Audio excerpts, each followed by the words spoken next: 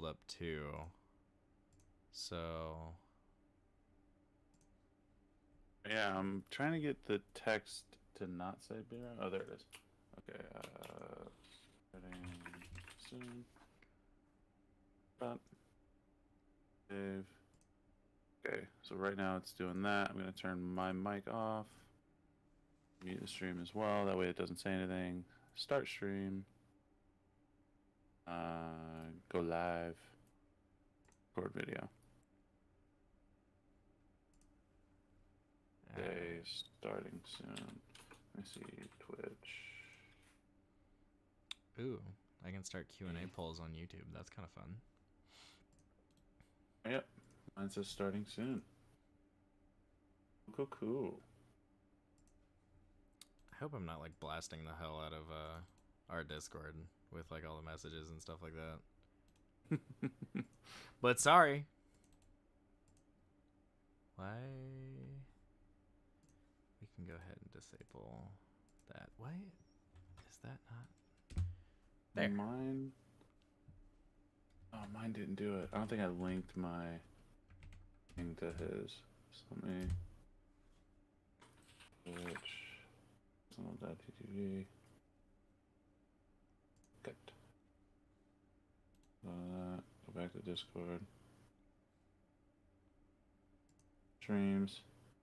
Yeah, there's yours. And then here I'm gonna pop mine. Same thing. Different sandwich. Same. Different toilet.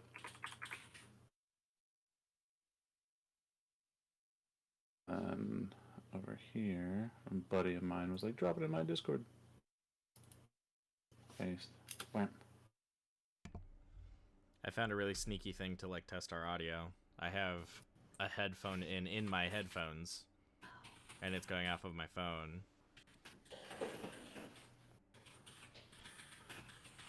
Oh, we're literally about to start. We got all the technical things out of the way. Things like that. So, look, my Twitch right now is on Gotcha. like a.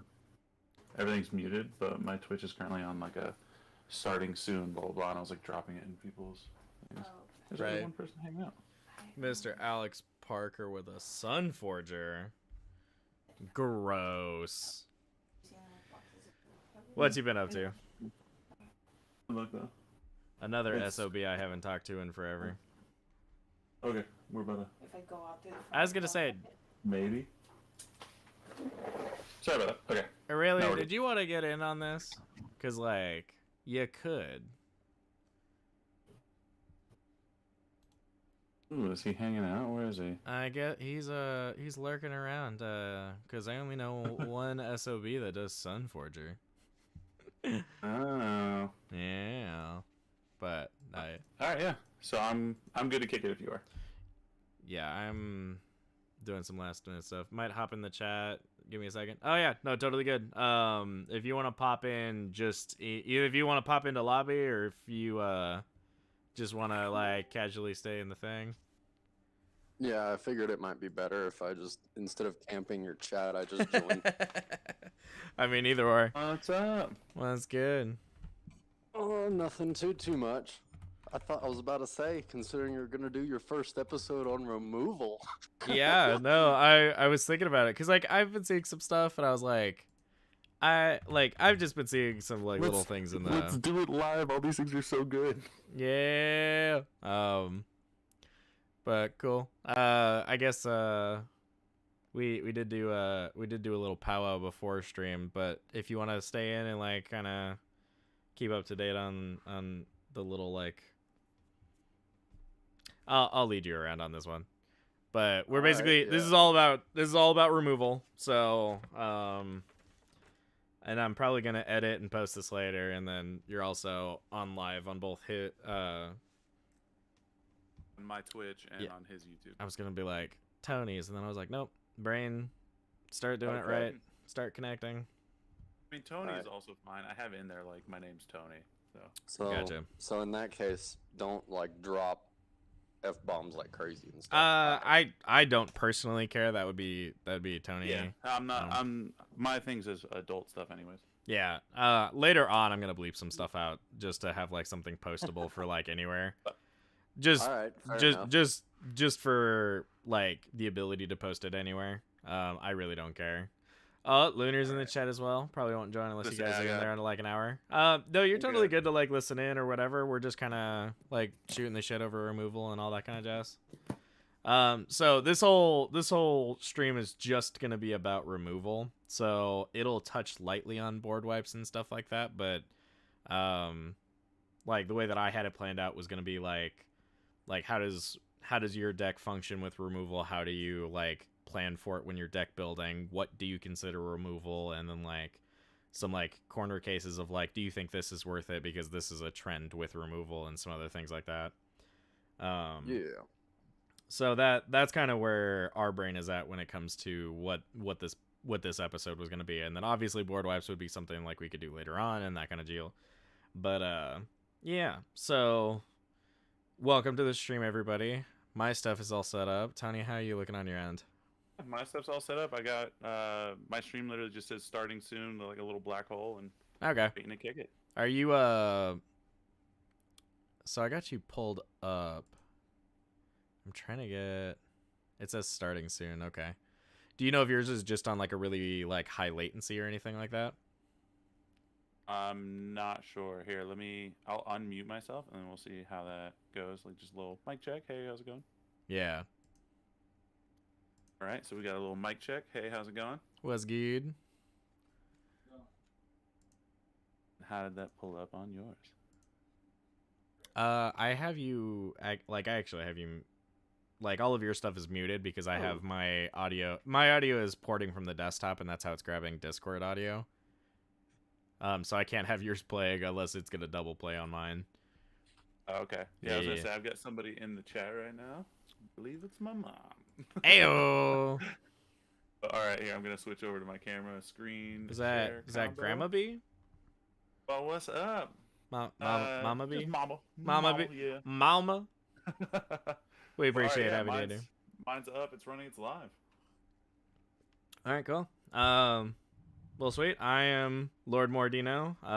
I'm joined today with Aurelia and Accidental Dad. We're a whole bunch of weirdos playing Magic and cardboard, and we're here to talk about removal. But before that, we got ourselves a couple pieces of good news just to kind of start off the day. We got a palate cleanse before we talk about murdering each other's stuff. So I found something kind of interesting. We got the world's first vaccine to help out the honeybees so that their declining population can hopefully like curve back around. If you don't know, which you should, honeybees have kind of been on the decline for the last like couple of decades, and like pesticides and some other stuff like that has definitely been like hindering their growth, and they are very crucial for a section of like our farming and agriculture. So it's nice to see that they're getting some love. And also Tony B is Yeah. here, so we're just on theme, you know? That is very Yeah, cool, yeah. actually. I didn't know about that. But cool. I also went and looked something else up, like recent science breakthrough kind of good news thing. And in the topic of like renewable energy, as of 4 days ago, we've had scientists that were able to make a little leaf that turned into like they were able to, when exposed to direct sunlight, it was able to take the hydrogen in the air and turn it into a gaseous form. And pretty much like when it does that, it makes renewable energy. Oh, And it that- turns into a gaseous state. Yeah. That's bitchin'. Yeah. I'm here for that. Wild. Hey, Cody, what's going on, man? Thanks for jumping in the stream. Cody Man TTV, what's good? Have you ever seen the Bee movie? We Need the Bees. I love that. We do. The movie kind of emphasized that. That bee was Please for the necessarily attractive. You're right. Also, for anyone that like actually gives a damn about science, please don't watch that movie and consider it gospel. That was the worst. Like truly, truly awful. All right, well, cool. People and bees, they can be in romantic relationships. I mean, I know we said we were gonna keep this PC, but I'm gonna draw the line right there. All right, so So we got my buddy Lord Mordino and then Archangel Aurelia in the chat. Hello. yep, we got the war leader himself in the chat. and some Magic the Gathering conversations. So, all right. So this first episode that we were gonna do was on removal. The thing that kind of sparked my interest in starting this was I saw a Twitter poll, and I don't remember if it was I don't remember if it was like Joel. Is it Joel and Jake? Joel and Jake are Magic. I'm probably fucking it up. I'll fix it later, but I don't know if it was them or like some of like the CDH people, but they did a poll and they asked the question, how much removal do you run in your deck? And like, I haven't been in Magic for like ever, but I always kind of poked around and like looked around and see like who has what of like card draw, removal, board wipes, all that kind of jazz. And I had always heard that 10 pieces of removal were like the standard queue for this kind of thing. And that made a lot of sense to me, and so that's how I've been kind of deck building, and like, not to kind of like spoil the section of like, hey, what do you guys run for removal? But like most people were here. I'll put it to you guys. What do you think the average amount of removal that people were running was? I want to say that's tricky because I believe it depends on the deck archetype. What are you building? I mean, I'd say for like any normal deck, if you're like just brewing, like let's say you just find a commander and you're like, all right, cool, I'm building a deck, like here we go, you pop open like your collection and you see the mountain of cardboard. How much of it are you dedicating? And I'll say this: single target removal or just general removal. What would be like what number pops into your head for like how much removal do I need to make sure that other people's strategies aren't ending the game before I can get mine going? Okay, so me personally, Okay. I build my decks, like if I'm building a Voltron deck, I'm gonna have a significant amount of removal Okay. in a way of protection. Okay. I'll probably have 10 or 12 cards of like move artifact, remove creature, because I want to be able to get through, you know? Right. But like if I'm running like my Dina black green life gain deck, I don't have close to any removal in that deck, because the whole point in the deck is I need to gain life as often and as much as possible. Right. And like corner cases like, oh, I'm gonna steal people's stuff. Like you don't want to remove things that you're gonna steal. And like in the instances of like if you have a commander that can target remove. So like let's say you're running like Zakama, who has like the ability to like just shoot things. Like obviously your removal package is probably going to be lower in those instances just because you have a reliable, repeatable like removal. But like cards like Swords to Plowshares or Beast Within, how many of those types of cards are you running in your average deck? Personally, maybe 5. Maybe. Okay. The number that pops into my head personally is about 7 or 8 pieces. Okay. But that's usually only because if I am building some sort of jank combo, Okay. it is much more mana intensive than usual. But that's also because, Okay. yeah. Good I got, example for like mine too. I'll only run removal in a majority of my decks if it has either a dual purpose or it has the ability to kind of get around things, right? Like I'm not going to run much destroy unless it has destroy this and this. Okay. See, unless it's exile, because exile get around the indestructible, and most things that are a pain are that's like, oh, here's my indestructible whatever. Like now it's your problem, like a Purphoros deck, for example. Yeah. See, for me that just sounds ludicrous. I run like 10 pieces of like removal in most of my decks, like just when I'm building it, and then if I feel like I'm killing people faster than like their small little things are getting me, then like I to me it just always sounds like if you don't have like having 8 removal in my deck, I'm seriously in the back of my brain, I'm like, where the hell are my staples? Like where is my hyper rapid hybridization or Beast Within or like something like where like in my head I'm like, damn, if somebody plays like a couple of cards that just totally ruin my game plan, like I have been uprooted by like a single enchantment more times than I can count. And in my head, I'm always thinking like there's going to be this boogeyman card across the table. And I have 3 chances to like get hit by this thing.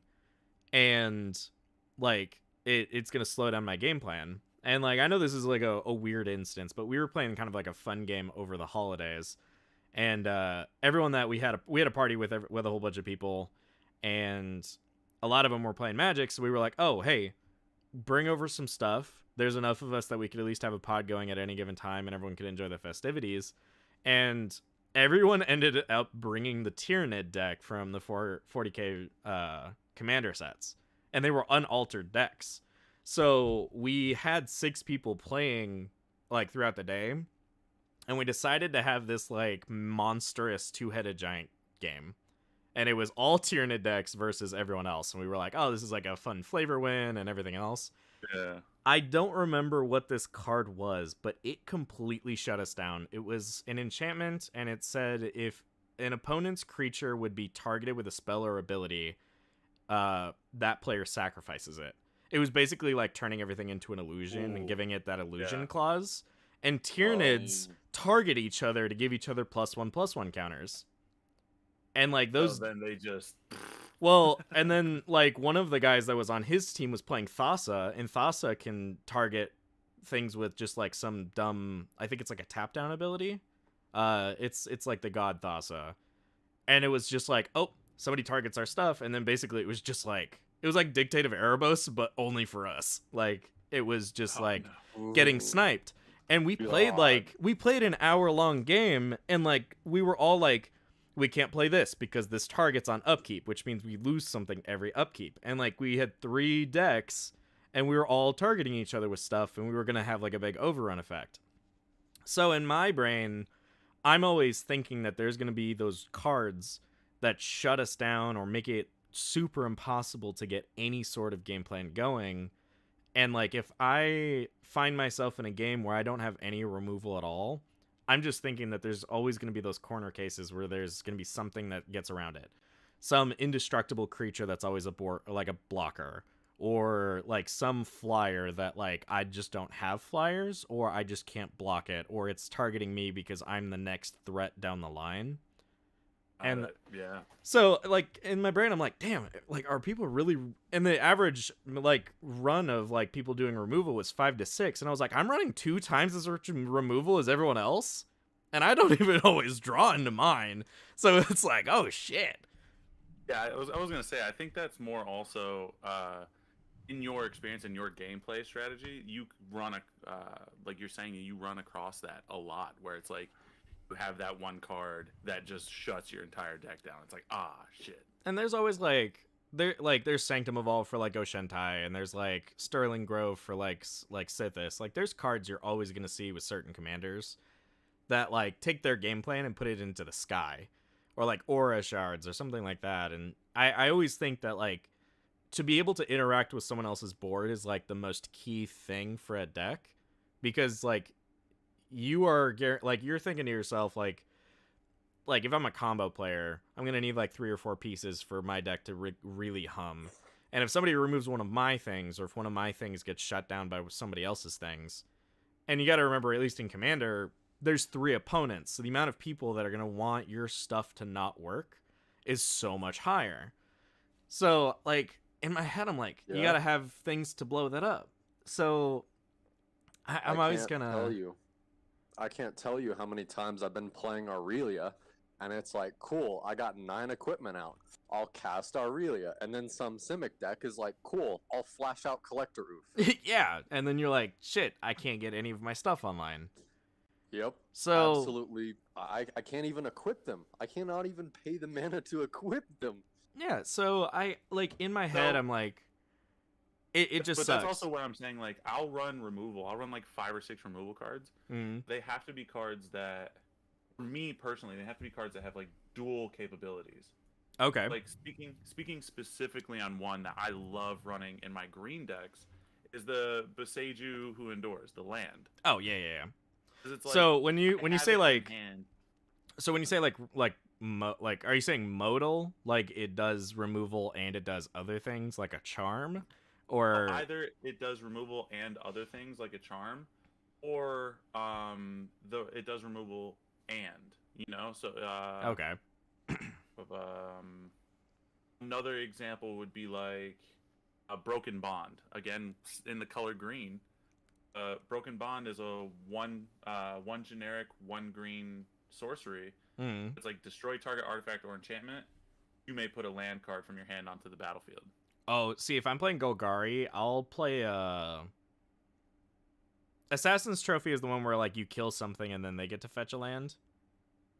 Yeah. I played the opposite. The 4-mana So- one where I get to blow something up and then I get to go fetch a land. Death Sprout. Death Sprout, yeah. Death Sprout is one that like I run to very, very often, at least in Golgari. Cause for me, I like kind of maximizing like what I'm getting as far as like just being able to like maximize what I'm doing. And like I don't care about mana cost for like most things. So having like a 4-mana removal spell that also is ramp just kind of puts it in another camp for me. So I really enjoy that card. But so let me ask this: like, what are if you like that kind of stuff? Do you lean? I mean, obviously, in certain colors, like not every color has just destroy or exile target non-land permanent or permanent. So like not every color has like a Beast Within or something like that. What are your like go-to removal spells then? Ooh, I mean, mine is a fan favorite across Red in general. Okay. Chaos Warp. All right. Yeah, Chaos Warp is mine easily. Have I and Aurelia, like think about like your removal, but I have a mini rant to go on. I despise Chaos Warp so much. I hate Chaos Warp with like a burning passion. Here's my train of thought, right? Here's my train of thought. Chaos Warp, it's like I have it and I can use it to get rid of somebody else's thing. Like somebody else drops something big and ugly, like let's say like Arcana Cruelty, which I also have to be able to talk about on here, you know? Okay. Oh, But somebody drops something big and ugly and stupid like Arcana Cruelty, and then you can Chaos Warp that. Like, get that thing out of here. Hopefully you get like a reassembling skeleton out of like, your deck or something. Okay. Like a Arcane Signet or something, yeah? Okay. But I love using Chaos Warp, like I said, that dual purpose kind of card that can also Chaos Warp my things. Okay. Like I got this little 1-cost red goblin Okay. on the field, and I can Chaos Warp that goblin, and hopefully I get like some cool artifact out of my deck, or like a 6-cost thing, and it's Yeah. like it has that dual capability. Right. I love that I'm able to do it to my own stuff as well. The only time I have considered putting Chaos Warp into a deck was almost always to target my own stuff. So for anyone that's not familiar with Henzi Toolbox Torre, he's a commander that like you run and you can kind of comfortably run really giant creatures in, because Henzi basically says, your creatures that have over 4 mana in their mana cost have Blitz, and the Blitz cost is the normal casting cost minus however many times you've cast your commander from the command zone, which for mine is actually Henzi. Yeah, here. So I've got it pulled up here. The card straight up reads, it's a black, a red, and a green to get them in play. Yep. Each creature spell you cast with mana value 4 or greater has Blitz. So we're talking about the big, ugly creatures. We're talking about possible Eldrazi's. We're talking about ones that have the flavor text that it's just chef's kiss. These are cards you want on the field. It's Jund doing exactly what Jund wants to be doing, because like you're constantly sacrificing your own stuff. And like this is my Henzi deck runs an absurdly high mana cost. And not to like get into like deck construction too hard, but like most of my decks peak around like 3.2 on like the low curve of like the mana cost for my deck. The lowest I can cast the cards out of my Henzi deck is 4.5. Yeah. But that's because like if I play a Henzi twice, my mana curve is 3.5, which is a lot more manageable, and I end up killing my own commander a whole bunch of times, or I'll just get free attacks in, because sometimes I can commander damage with him out of nowhere just for funsies. But if I play him 3 times, my curve of the deck is 2.6, so the late game gets so much better for him. So, and like a lot of my creatures end up creating tokens. So I considered running Chaos Warp in my Henzi deck, so that way I get Chaos Warp as a token and cheat out my, giant Eldrazi or my giant, like, whatever. And, like, that was the direction I took for Chaos Warp. And I didn't even keep it in the deck because truth be told, I put Advistus as Mahdi in there instead. And he does a Chaos Warpy kind of effect, but it kind of lets me hit a bunch of things. But as far as Chaos Warp to me, like, when I think like what is like for me, that's like a fun thing to do. That's not removal in my brain, because removal means that I got rid of a problem. And I mean, in that same conversation, you did get rid of a problem. You took one and made them put it back in their deck. I mean, yeah, but I've also on a couple of times cheated out something else that was worse. And like, of course. Like not me personally, but like I have seen Chaos Warp be used and somebody gets a giant trampler, and like it's either the same problem or worse problem. And like for 3 mana, like in my brain, I view mana costs of removal very differently. If it's 3 mana for me, like I view it in a certain light. And if it's more than 3 mana, I view it in a different light. And if it's like 1 or 2 mana, then like I'm just happy to be here kind of deal.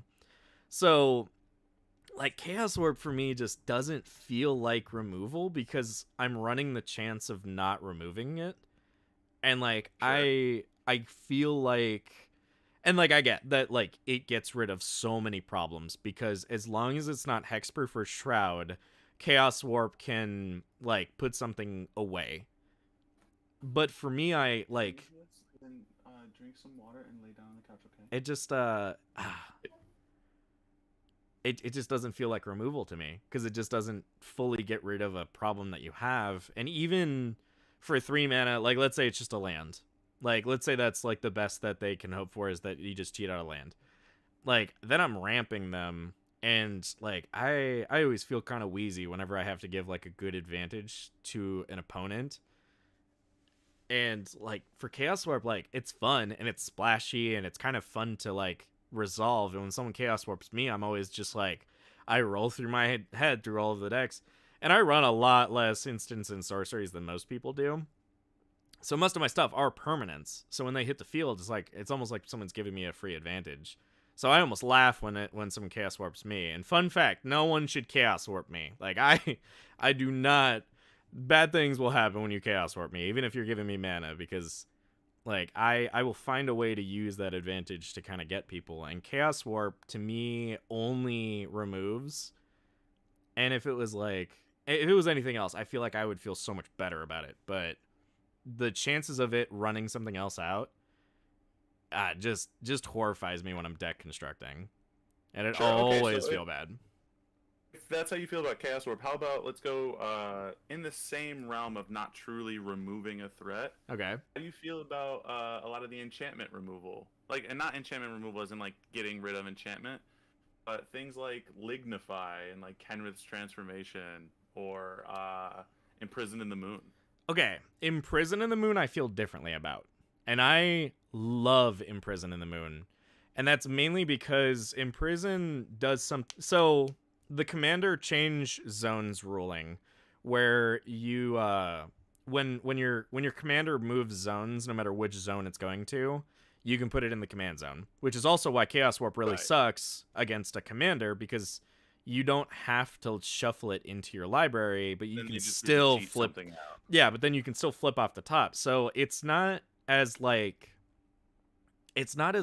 crazy on that note. But Imprison in the Moon. I was actually gonna say like these kind are in my like pain in the ass category of removal. Oh yeah, because it's like I build a lot of my decks. They're commander centric. Like my decks do a commander thing. Like if it's a Voltron deck, it's because my commander is Voltron. If it's a life gain deck, it's because my commander does life gain. You know. But these are like my pain in the ass cards, where it's like, well, my commander's not gone. I can't recast them, but I can't do anything with them. Yeah. Uh, really, what's we kind of glazed over you for Chaos Warp. What's your feeling on Chaos Warp? I kind of want to go back to what you were saying earlier. Chaos Warp is. I don't want to say it's in the realm of. Chaos Warp's weird. Chaos Warp is in, I want to say, kind of its own little zone in terms of removal. Yeah. Because it doesn't actually permanently remove anything. Because going back to earlier where you mentioned, like, Perforos decks, or like that particular Thassa that was just hosing the Tyranids. Mm-hmm.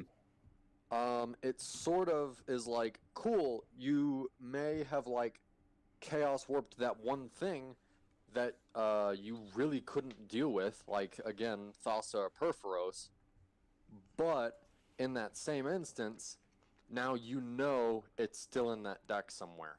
And Right. if it's like a Dimir or an Esper deck, you bet they have 7 tutors lined up with that card's name on it. And that's And of also course- in the existence of like higher tier play where like a lot of tutors exist, or especially any deck that just has black in it, it definitely starts to become a lot bigger of a problem.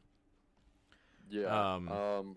One of the main things is like, if it's a bad Chaos Warp too. Like, imagine you hit that 3 or 4 mana Thassa, and suddenly you flip over a Craterhoof Behemoth, and they're in their pre-combat main phase. It's like, oh. I will say, I don't know if I feel like, and I know you're just generalizing like big, like that case scenario would be horrifying, because then it's like, okay, cool, I just Chaos Warped, and then instead of me shuffling that card into the library and they getting out nothing, I just killed myself. And I totally, like, that is a corner case. But I will say, sometimes, like, because like Chaos Warp doesn't do anything against a Craterhoof, because the Craterhoof's main thing is that it's an ETB effect. But I know that sometimes Chaos Warping during someone else's turn can kind of like get those overrun effects. That's like, oops, like you got your thing, but you got it out of tempo, and that really sucks. And Yeah, like, I will also leave another caveat that I didn't say before. I've never built a mono red deck, and I know that mono red has some it has some problems with removal and card draw specifically. And I know that's kind of generalizing because like everything's been getting better. I think I would feel a little differently about Chaos Warp if I only could play red, but I'm kind of famous for building 3-color decks, so I don't usually have that problem, and I can kind of spoil myself with whatever kind of removal package I want. But no, I totally like I see that too. Yeah, that's. I want to say that, in particular, it's weird because it's going back to the core ideals of Magic, where they have like color identities and like their rationale behind it. So like white is holy, it's justice. Then red is more like aggression, passion, and emotion. Yeah. Green is like growth. Like going back to those like core ideals of Magic. They all the colors excel at their own things.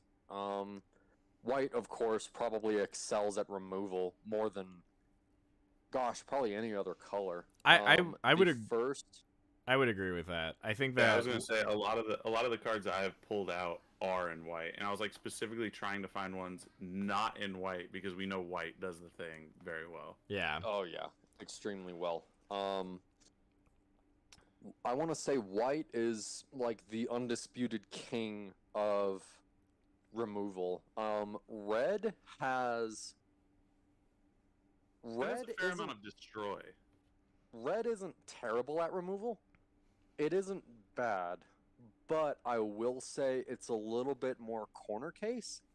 I would definitely say that like having red removal doesn't guarantee killing anything, and that always makes me feel weird about red removal. Can we talk about Black's horrific sacrificing like it's personally the worst because it's like, oh, I have hexproof and shroud, and I did all these things to protect my stuff, and it's like, well, now you have to sacrifice a permanent, and it's like, no. Yeah, come on. all right, you're talking about like flashback marauder kind of effects. Yeah, and actually, I found a nasty one when preparing for this podcast. Oh man. That right there, that reasoning is why Assault Suit is in Aurelia permanently. I have suffered too many times to having Aurelia with like 6 out of 7 of her swords, and somebody flashes in a Dictate of Erebos in response to a board wipe I cast, and it's like, oh, pro all colors and indestructible doesn't matter. Man. I sacrifice her myself, and it's like, and yeah, that is the worst feeling on planet Earth. So for everyone at home, Assault Suit is a funny little. I would go so far as to call it a pet card of yours. I would say yeah. It's let me see if I can get my copy out right here. I believe it's +2/+2, has haste, cannot attack you or planeswalkers you control, and the equipped creature cannot be sacrificed. And then it's like, at the beginning of your opponent's upkeep, you may give it to them. But of course they can't sacrifice it, so... My big thing there is they can hit me with it. Yeah, I will say like Assault Suit's kind of funny, at least in like anti-removal packages, because like you can slap it on your creature and then give it out to everyone else and have it just be a menace. And like especially with Voltrons, how... it's like, cool, you dealt with this massive 37 whatever once. Well, now you got to deal with it 2 more times. Yeah, and you can be very strategic about like giving it out and not giving it out, because it is a May ability for someone else gaining control of it. Yeah, it is a May. But also like can't be sacrificed effects are very, very unique, and like if anyone's not watching this at home, that is a 7 mana investment for 4 to cast and 3 to equip. So it's definitely not like... It's definitely not a staple that I throw into every single deck just for that one protection piece. But it is basically like a turning all of your commanders into a Zanja, where you just give it out to everyone else and just watch everyone smack each other with it. Yep. So okay. If you are running equipment decks, though, then that cost probably goes down with equip and cast. Oh yeah, there's definitely like... There's always going to be like good cases for like certain things, like certain strategies are definitely going to work better with others. I guess, all right, now going back to the favorites and kind of like the one that, what it is, I have mine in mind. I've actually got it pulled up here on my stream. What is your guys' favorite or most fun removal? Okay, this is going to blow your mind. My favorite is Imprison in the Moon. Okay. No, legitimately, like I saw that there was a secret layer with Imprison in the Moon, and there was a tear in my eye. I was like, this is beautiful. So enchant a creature, a land, or a planeswalker. I've never done it to a planeswalker. I did it once to a land. That it was basically a guy's Kratos type scenario where I'm just like, hey, so you're a big fancy land that makes you 1 billion mana. I'm gonna make it tap for 1. Like do that to Cabal coffers. Feels yeah, so good. Oh, truly and honestly, I just to be an asshole, I didn't hit Cabal coffers when I was given the chance with it once. I hit the Urborg instead. Oh. Yeah, no, I chose a different. I did a different route with that. Well, I mean, like, and you know, like you gotta. Removal is one of those things that like it usually comes as a one shot. Like yeah. I really gotta feel like an evil, malicious asshole if I'm gonna put a card in a deck that like I can just stomp everybody with and lock everyone down. Like Dictate of Erebos is something that I don't put in a lot of decks.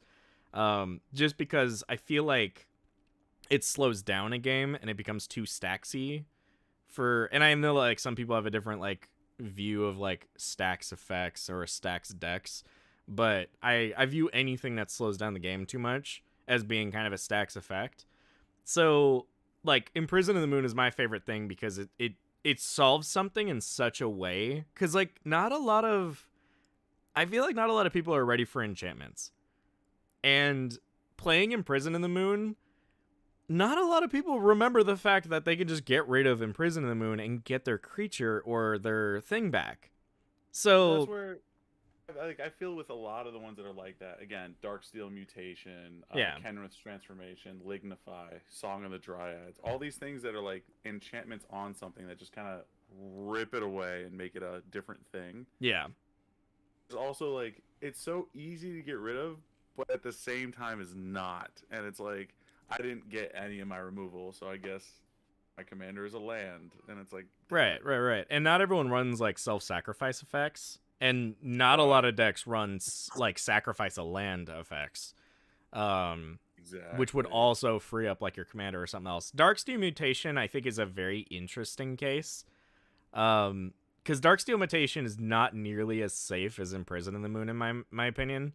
We're talking about two different colors, and that should definitely be said. Mono white is not going to sit there and be like, I would have run Imprison in the Moon, because it just can't. But Darksteel Mutation, you have to think about that one a lot closer, because that's still a command. And like in the realm of like things, if you hit the, I'm just gonna say Craterhoof, even though Craterhoof hits the ground and then kills everything, and getting a Darksteel on that is kind of moot or after the fact. But like if you Darksteel somebody's commander, that is still someone's commander, and it still registers commander damage. And I there's a part of me that's got like war flashbacks where Aurelia had the war leader out, and I Darksteeled her, and all of the sword ofs were just piling onto this thing. And the worst part about it was now I have given indestructibility to a creature that is now pro everything except for white. And now I'm getting beat the hell out of because it's indestructible. And like, yeah, it lost all of its power and most of its toughness, but indestructibility just like it becomes a separate problem entirely. And it's got it'll the same thing with like Kenrith's Transformation, where you turn their commander into a 3/3. Oh yeah. It's I like, think in terms of Voltron, it's like, okay, it still has all of this equipment on it. It's still big and disgusting. Right. I think that I like Kenny Transformation is fun for me because you also get a card out of it. And I think in the realm of 3 mana like enchant removal, I run a lot of this. Is it 2? Kenny's is a generic and a green. Oh. You learn something every day?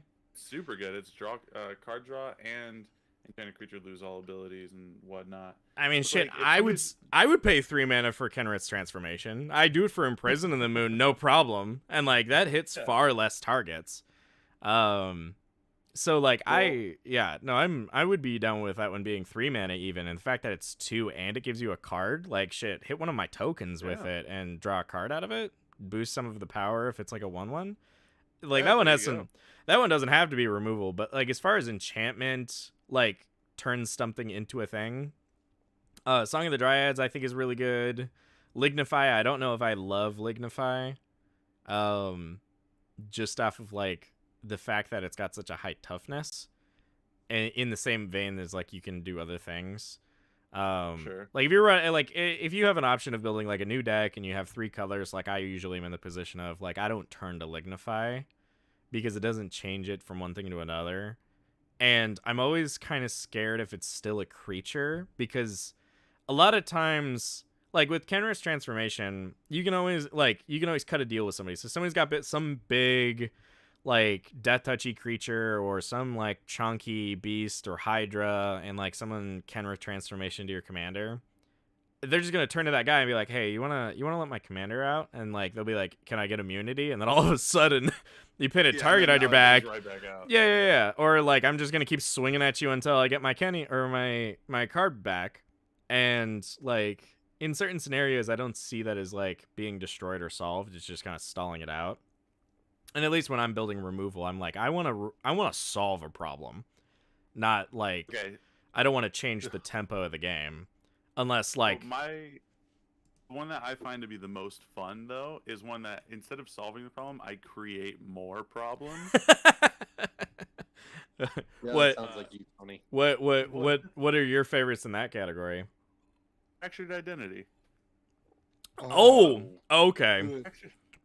Fractured Identity is 3 generic, white and a blue. Mm. Exile, target, non-land permanent, and then each player other than the controller gets one. See, I like in my brain, I fucking adore that card. That sounds so great, especially if it's like, let's say it's like a token generator or something like that. Like, could just think for a moment. Everyone's sitting there, and one person is clearly the threat, and then, oh, I draw this card, and you look across the table to the threat, and they have an Avenger of Zendikar. Yeah, and then it's just like, Everybody gets an Avenger of Zendikar. Like, that sounds so, like, it sounds like sweet justice. And I'd hate to put that in a deck where, like, I'm the problem. And then, like, you have to think that you're also getting a copy of whatever that thing is. And, like, that could be interesting, for sure. Oh, that, and one of the things is, like, I love it in the sense of, like, the chaos that it brings, right? Oh, yeah. No, I'm 100% with that. It's I actually also- it's actually really interesting that you mentioned Fractured Identity, because one of the, I think, craziest things I ever saw in an Azorius deck, so being white-blue, they cast Wedding Ring Ooh, okay. and then Fractured Identity'd it. Ooh. Ooh. See, that's like a cool combo, cool interaction piece. I love that. I think that Then they were just polygamous. Well, what they did was if anyone's seen if anyone saw the last game nights, Wedding Ring made a very prominent appearance in that episode, and I'm not gonna ruin it for anybody, but if anybody loves Wedding Ring and loves the idea of multiple people having a wedding ring, I'm just gonna kindly point everyone in that direction, because it was just fucking hilarious. And like, do not doubt the fact that Wedding Ring will like absolutely change the game state. Okay, so Yeah. there's also with that. I mean, granted, you got to be in 3 colors for this. Like, you got to be in black, white, and blue, right? You're sitting in my language here. What you got? With that Fractured Identity, like, I personally love the chaos that the card brings by itself, right? Hmm. Then you throw in this win condition under Fractured Identity, Of which one? where Phage the Untouchable. oh god. So Phage the Untouchable says it's 7 CMC. It is a disgusting card, right? Phage says when Phage enters the battlefield, if you didn't cast it from your hand, you lose the game. Oh my god. So, I mean, it's also disgusting in its own right, where whenever it deals combat damage to a creature, destroy that creature. It can't be regenerated. It's like a pseudo death touch. And then whenever Phage deals combat damage to a player, that player loses the game, right? So it's like a nasty card in and of itself. Like, you have to block this, and the thing that you block it with will die, right? Yeah. No, absolutely. You have Phage the Untouchable that you cast from hand, full 7 CMC, or whatever way you have casting it cheaper. Hmm. And then you Fracture Identity it, or exile target non-land permanent. Each player other than its controller creates a token that's a copy. You know, that is the worst. And only you would put that combo together, and only you could pull it off. Like that is It's one of those things where it's like, I love each of those cards individually. See, right? this is the difference between me and Tony. I could put Phage in my Henzi deck because my Henzi deck often gives a lot of my creatures trample. And it also makes it a lot cheaper. Yeah, there you So I would just I'd throw this in there thinking it's only going to cost 4 black, which is not hard in that deck. And then just swing out with this like trampling like disgusting thing. Phage yeah. out of nowhere and then deals combat damage to a player, they lose the game. Like that would be me doing this. But Tony's over here like, would you like I'm one? gonna Would cast you it, like I'm one? gonna Would cast you it, like and I'm one? gonna give everyone one. Yeah, no, Um, that is gross as fuck, and I love it. It's It's like- actually really funny that you mentioned that, because I once saw that in person. I was playing Aw. at that game. It was Phage. They ended up hard casting Phage. Then they cast Fractured Identity. and I think it was my friend AJ that was like, cool. In response, I'm gonna flash out Dress Down. Creatures lose all abilities for the turn, so the ETB ability just didn't happen. Oh no! And then now everyone has a phage. Oh Now man. everyone has a phage except for the person who used to have it. Oh man. Needless to say, the one who ended up fracturing identity their own phage lost by phage. That Oh, for sure. that's It really was funny. poetic. It was poetic.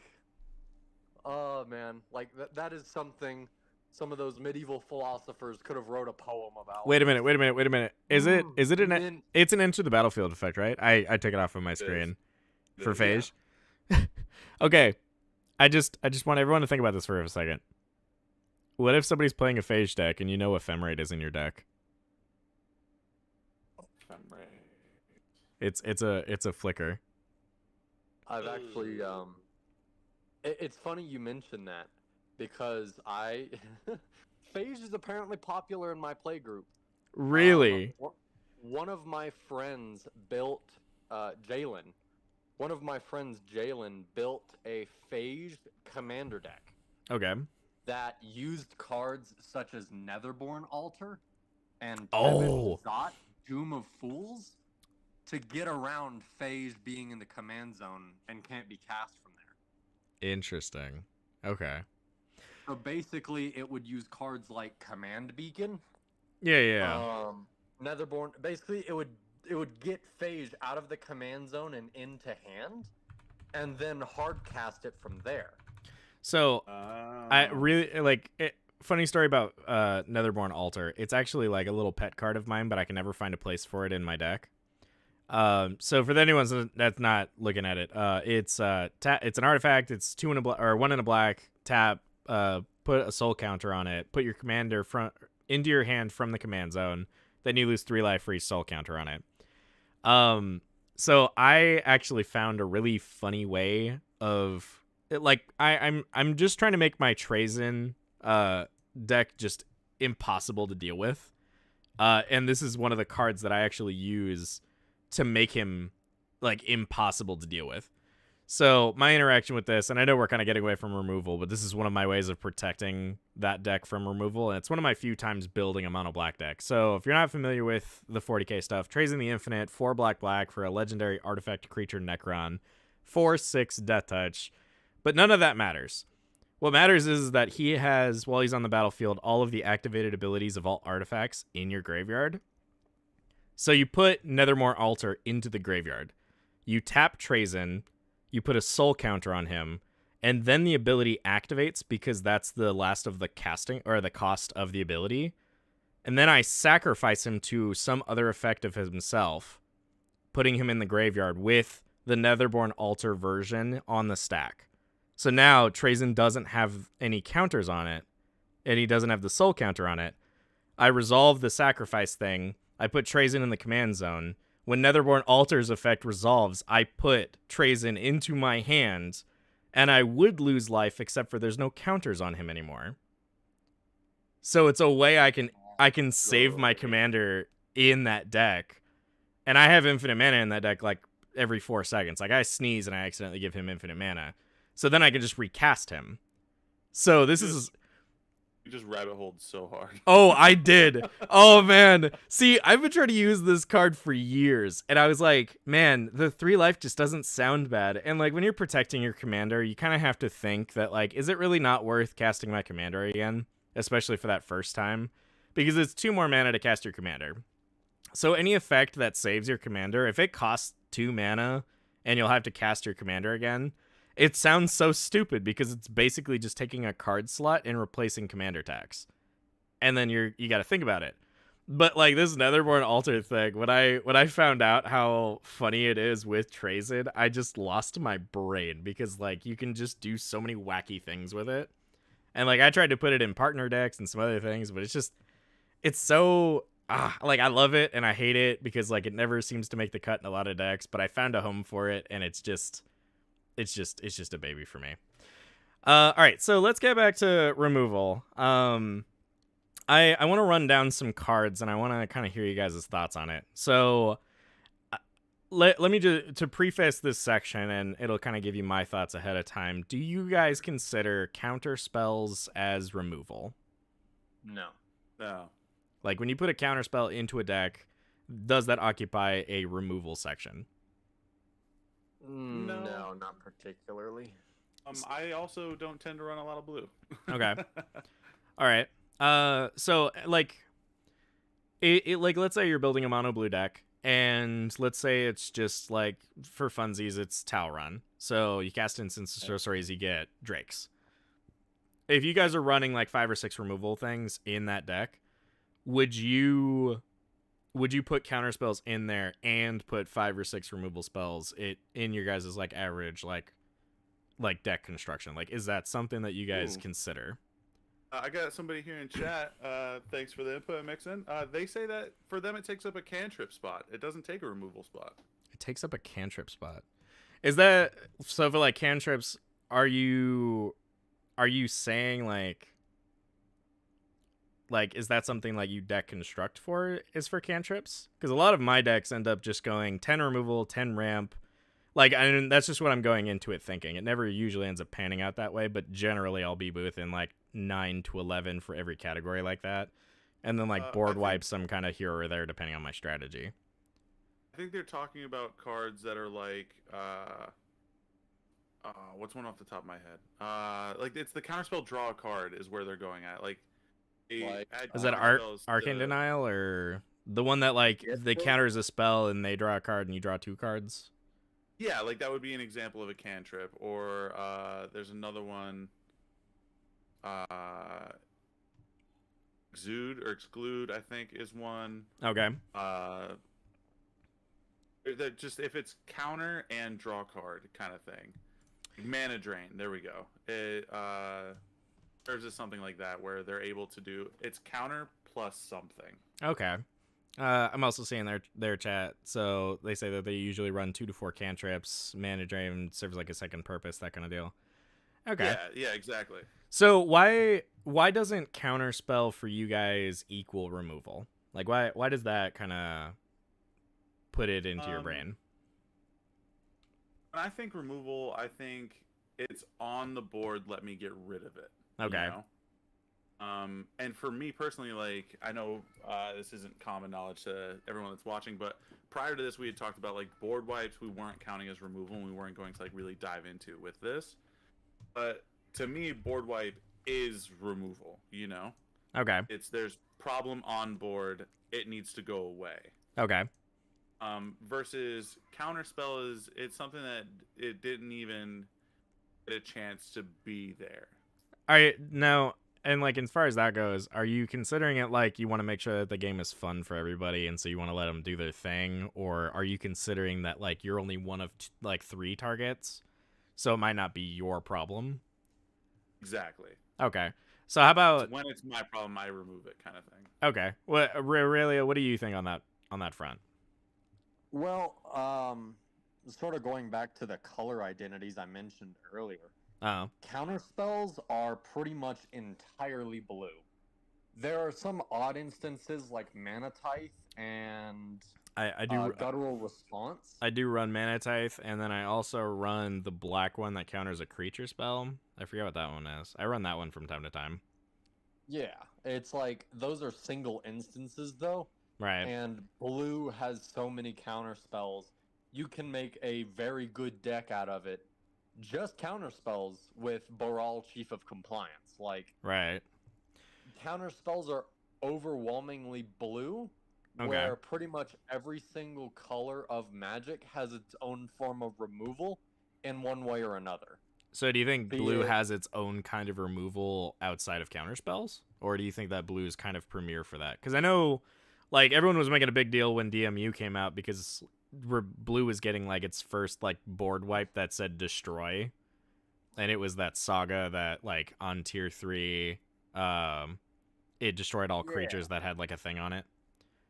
I think blue has its own forms of removal still, Mm-hmm. because it still has cards like Pongify, You're right. So blue has and I its know form of there's removal another in Pongify, and also like a return to hand kind of thing. Like blue has a lot of bounce spells. Okay. Actually, Mixon's in the chat here saying that they really like deflecting SWAT in the realm of like. Oh yeah, like bolt bend, deflecting swat. Yeah. I've also seen some people use fork in a fun way where they basically copy a spell and then like they just, oh, you did something scary. Let me do that too, and then they Yeah, do something else. Done that So myself, actually. does deflecting Um, SWAT count for, like, does those types of effects? Because those are mainly red. Do you guys consider those to be removal? I keep deflecting SWAT in the same category that I keep counter spells, where it's like this isn't necessarily removal. It's almost like a anti-removal. Okay. You're trying to get rid of something of mine, and I'm stopping it. Okay.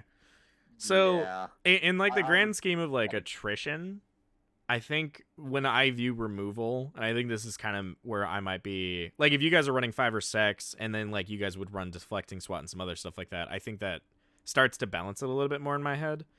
Because I'm not like always just trying to remove things. When I think of like removal, like as far as like the give and take, the push and pull of like a commander game, I'm thinking of removal as like I'm going to try and take away from the other people's boards or strategies to give my strategy some breathing room to get going.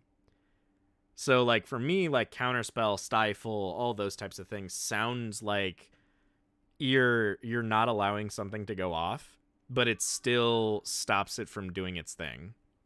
Because they're like removal for spells and board wipes and stuff like that. Like I view it as like how much mana am I putting into something versus anything else. So like stifle is something that I was also gonna say like it's not a traditional like counter spell because it's not countering a spell, but it's doing an activated or triggered ability. Would you guys consider that to be something of removal? Or is that just kind of the same vein as a counter spell? That's definitely The food for silence. thought. Right? Yeah, it's something I hadn't really like put much thought into it in that way. I mean, like, But, yeah, I kind of just And like, I also, yeah. like I said, I'll run things like where it's like it takes up a cantrip spot where it does a second purpose. Okay. That's where I tend to keep my removal. It's where I tend to keep my anything that I'm doing to stifle somebody else. Right. I also want to fit into growing my game plan. You know? Yeah. Not necessarily. I would say in the sense that you put it, like the way that you categorize your removal in your deck building process. Mm.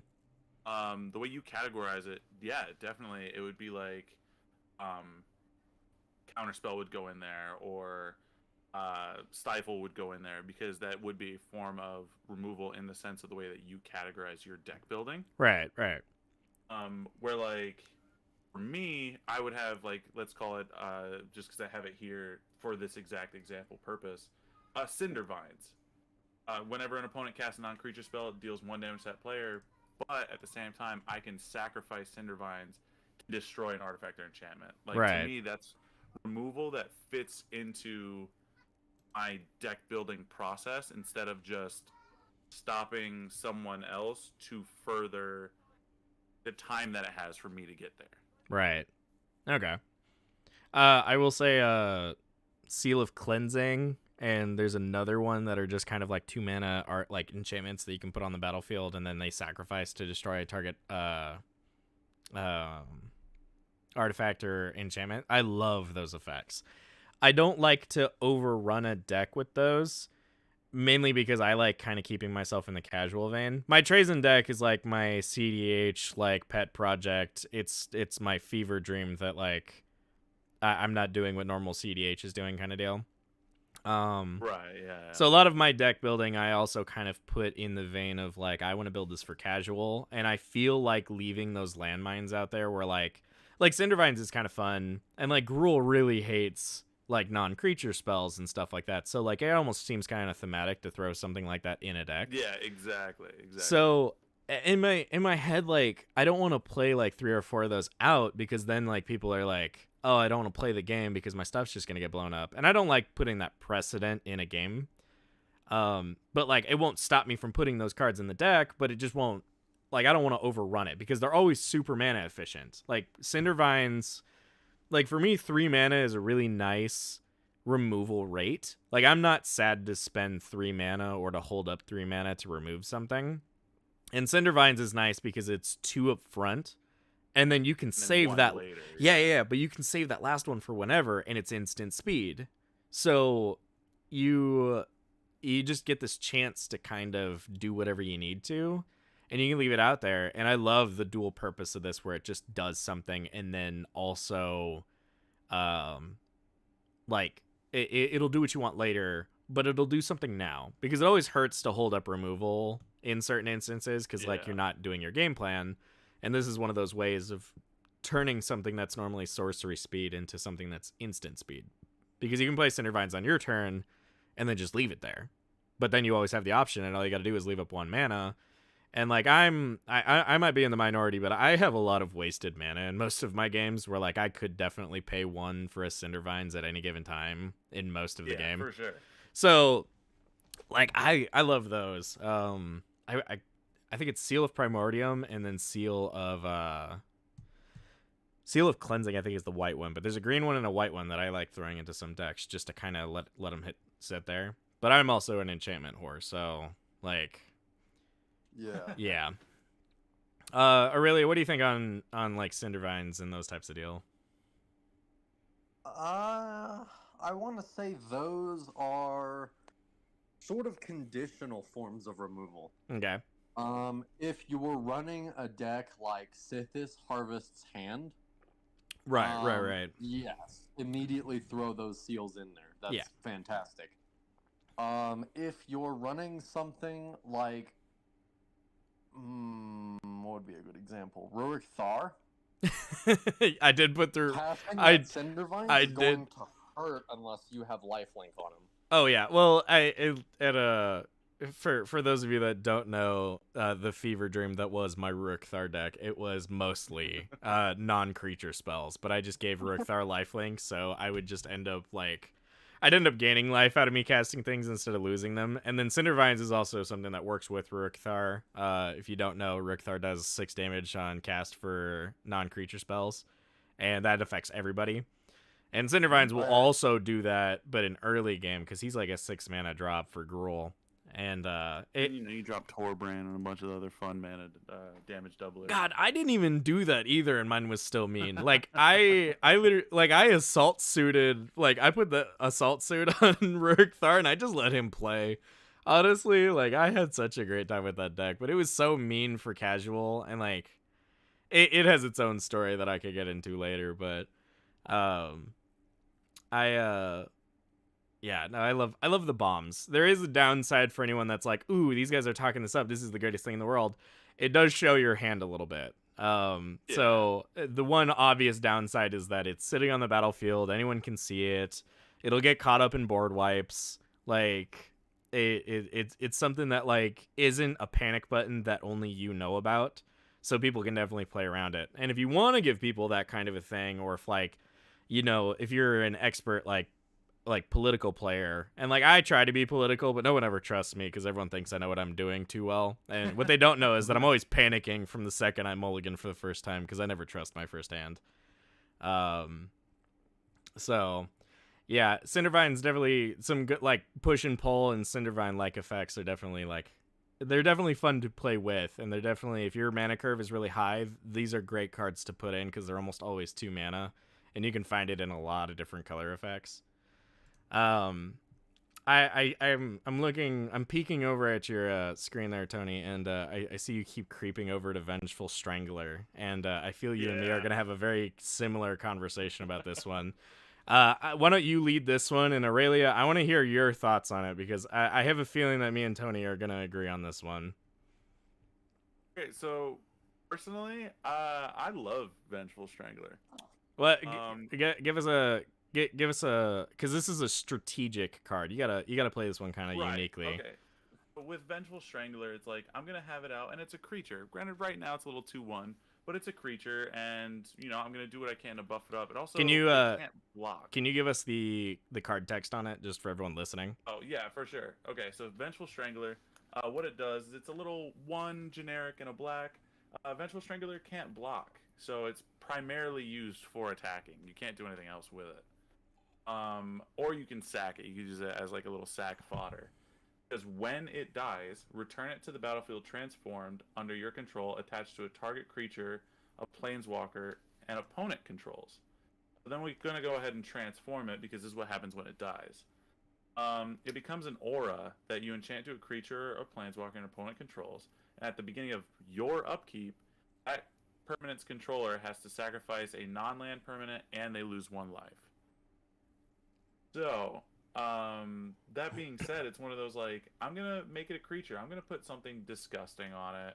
I'm gonna put like a, what is it called? The spike, that when creature deals combat damage to a player, they lose half of their life rounded up. Oh, quite a spike. Yeah. Yeah, I'm gonna buff it up. It's gonna be like an 8/5. I'm gonna make it so somebody wants to kill this thing, and then as soon as they do, it's like, all right, here we go. Let's put it onto your field now, and now you have to sacrifice things. Yeah. And it's just, or if I see somebody else that's running a bunch of like disgusting stuff, I'm gonna try to sack it on my own. That way, prior to my turn. That way, on my turn, it's like, well, now you have to sacrifice a permanent. Go for it. Yeah. Aurelia, what do you think about this? Would you consider this removal in your brain? I would, but again, it would go back to like the seals from earlier, as it would be that like niche type of removal. Okay. One idea that immediately comes to mind is Rakdos decks. So like, there's this one commander that I've been trying to build around, but I just don't know how to quite to do it. Oh my god, is it the guy you sent me earlier? It's Tymaret the Murder King. It's a 2/2 zombie warrior from the original Theros block. 1 generic and a red to sack another creature and it shoots something for 2. Or 1 and a black, sacrifice a creature and return him from your graveyard to hand. Okay. So he definitely works in like that sacrifice type of shenanigans. Right. So it would be much easier to kill off that little guy than trying to get somebody to block it, especially if they know what the other side does. Right. So we had a good question here in chat. Let me interject. I did see that comment. I'd love to get to that one. Okay. I want to finish Strangler first, and I would be down to talk about that one afterwards. So let me put it like this then. As far as Vengeful Strangler and then flipping into Strangling Grip, do you guys consider that targeted removal? Like, in your head, do you think, like, because when I build for removal, sometimes I look at Vengeful Strangler as targeted removal, and sometimes I look at him as removal, and it'll sound redundant, but I really want to get rid of something when I think, here's my slot for that.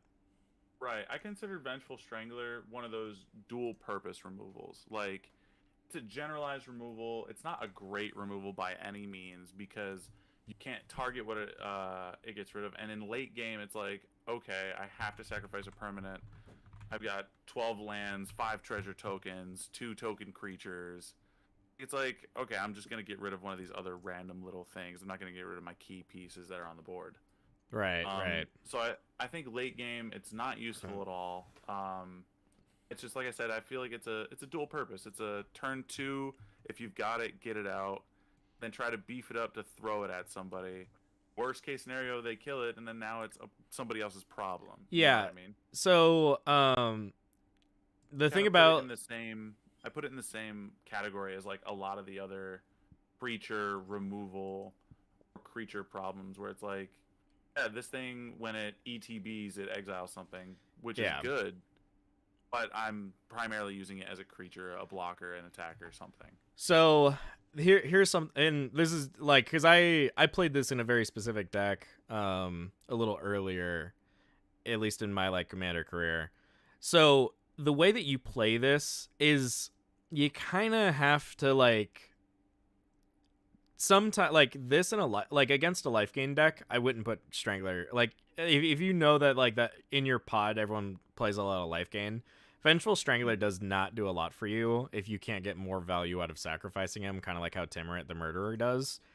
Because right. it says at the beginning of upkeep, enchanted permanent sacrifices an on-land permanent and loses a life. In some instances, like especially in token decks and stuff like that, if you think that like this against a Voltron commander is just crushing because it enchants them, and if they don't have any sort of protection against black effects or anything else like that, they're gonna have to sacrifice some of key piece of their deck. And in that instance, you can say, "Oh, this will kill a very specific problem for me." And in my brain, removal, the way that I bring up removal is I want to kill a thing either now or guarantee that I'll kill a thing now, like soon. So like Strangling Grasp, you'll eventually get to the point where the only thing they'll have to sacrifice is whatever you slapped it onto. The deck that I ended up using this card in was a Sylvar and Trin deck. And the reason for that is that Sylvar has a sacrifice a human effect. So it allowed me to very quickly be able to kill it, slap it onto something. Sylvar gained indestructible and a 1/1 counter. So in my brain, I worked it a little differently, and it played a more key part of my strategy. But like, if you're gonna play Vengeful Strangler, you kind of have to know the tempo that it goes off of. It's also considered sure. slow removal. Like, it doesn't get rid of it on the same turn. Like, it won't get rid of it on your turn. So you kind of are leaving it up in the air, especially Right. on an untap. So It's in the, I consider it the same like categories like let's say Archon of Cruelty. Like Archon of Cruelty way better, but it's also an 8 cost. You know what I mean? yeah. I feel like it's in the same realm as that, where it's like they get to choose the sacrificed card, but it still sucks when it's like, all right, well now I have to throw something on my board away. Yeah. Do you mind adding Hirobi Deathswale to the Mox field, and then we can talk about that one? I added. I got it pulled up right here. Oh, I'm not screen sharing your screen, so that's that's why I'm saying that. But yeah, we had somebody jump in and mix in here in the comments talking about would we consider Hirobi Deathswale a removal card? Hirobi Deathswale, 2 colorless, black, flying creature. It's a flying 4/4, so that in itself personally has value to me for 4 CMC. Yeah. Whenever a creature becomes a target of a spell or ability, destroy that creature. Personally, I like it. I think it takes a lot away from Voltron decks. We had talked about this earlier, that pod that you were in with all of the Tyrionids. Oh yeah, this would have absolutely murdered the hell out of them. Yeah, this would shut that down immediately. Yeah, honestly, I like this card. I would put it in the same realm as the dual ability. Like, have it in the deck as a flying creature. And then maybe you can even, being a legendary creature, you could build a deck around it where you're constantly targeting opponents' creatures or with spells or abilities. Oh. And I would also kind of like tier 2 it personally, because it is a destroy ability and it does say creature and not opponent control. Played against somebody who made it his commander. I think it's a strategy removal card for sure. Aurelia, do you have any like thoughts on this one in like the realm of like removal?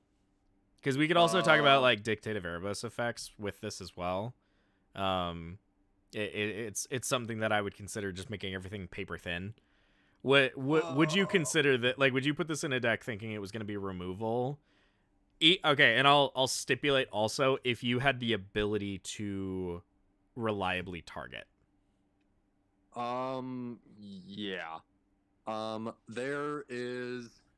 I actually looked at this card, and my first thought in my mind was Hapatra, Vizier of Poisons. Yeah.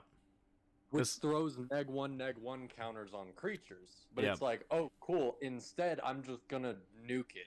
Yeah. And for anyone interested in building Yawgmoth, this would also be an excellent Yawgmoth creature. Extremely. This would go. There's cards like disgusting and go for it. Sorry. There's also cards like Solidarity of Heroes, which says choose any number of target creatures and double the number of 1/1 counters on them. But of course, you don't really have to double anything because it's targeting, so you just blow, however many creatures up you want because of the strive. Right. So if you need one creature dead, cool, 2 mana. If you need a whole board dead, then you can pay as much mana as you need to. It's basically a modular board wipe. Yeah. If you Okay. have So enough mana, then it's just one-sided. I'm glad you said that. And that like I feel like we've covered this card a little bit, and I had written down like Dictative Erebos, and it kind of helps kind of tie in that part of the conversation together. I actually need to pick up a Hirobi Death's Wail. That's insane. Yeah. No, it's $2. So okay. I have a tap down spirit deck. And it's not in black, otherwise this would get locked in there really fast because that deck ends up just tapping down people's creatures. And this would just make it so that I just blow everyone's stuff up. Alright, so I want to bring this up. So there is lots of removal spells out there that remove more than one creature. Something like Curtain's Call or Hex. Hex kills 6 creatures, but they target. And I think Curtain's Call, I believe I'm saying that right. It's like a 6 mana spell, but it's cost 1 less for each opponent you have, and it kills like 2 things. At one point does a spell stop becoming a targeted removal, and when does it start becoming a board wipe? Ooh. Okay, I'm gonna say that it stops becoming targeted removal when it targets multiple things. Are you saying like if it's 2 or more, it's a board wipe? No, I'm saying like it loses the target on it. Okay. Like it starts affecting all things. So a good example would be, it's a hyper popular red artifact removal. Like Vandal Blast? Vandal Blast. Vandal Blast. Vandal Blast individually targeted removal. Vandal Blast overloaded. Now we're talking like board wipe removal. Right. Same thing with. Shout out to anyone who's used Vandal Blast for its non overloaded cost. Vandal Blast. I don't have enough mana to overload it, so let me just hit it. Yeah, you're just like, this one pain in the ass is killing me. I'm just gonna blow it up real fast. Oh, it kind of falls under the same Echoing Ruin, destroy target artifact and all other artifacts with the same name. Okay. So if we exclude the word all, at what point do you think you'd say it's a board wipe and not like a targeted removal? Well, one idea might be going back to Strive of Heroes, considering you can target either one thing, or you can pay for it to target multiple for each extra target. Right. So we've talked about it a few times. It's 1 in the green instant. It's also got a strive cost where it costs the same for each target beyond the first. Choose any number of creatures, double the 1/1 counters on it. Love it in Hydras. Yep, absolutely. Yep. Yeah, that would be great for the Hirobi Death's Wail, but I would say that it stops becoming targeted removal, and it becomes more so board wipe removal after number 4. So 4 creatures? If you're removing 3 things, then it's just targeted removal that's on a broader scale, so like Contraband or Return to Dust on how it can hit 2, but I would still classify that as removal. Right. Okay. If you're blowing up 4 or more things, I would classify that out of removal and more so mass removal or board wipes. So to Okay. speak. So I would say 4 is that like sweet number. yeah, I think I'd be inclined to agree on that one too. Another card that like I don't play a whole lot, but I dream about putting in my decks a lot is Windgrace's Judgment. It's 3 black-green, instant for any number of opponents, destroy target non-land permanent that player controls. It says all the right things without having 3 in the cast cost. because you can basically destroy 3 things for like 5 mana, which is definitely, it's basically like 2 per each one. So like I think that like being able to blow up one thing off of everyone's board still in my brain still picks it as targeted removal, just because I get to pick it. Yeah. So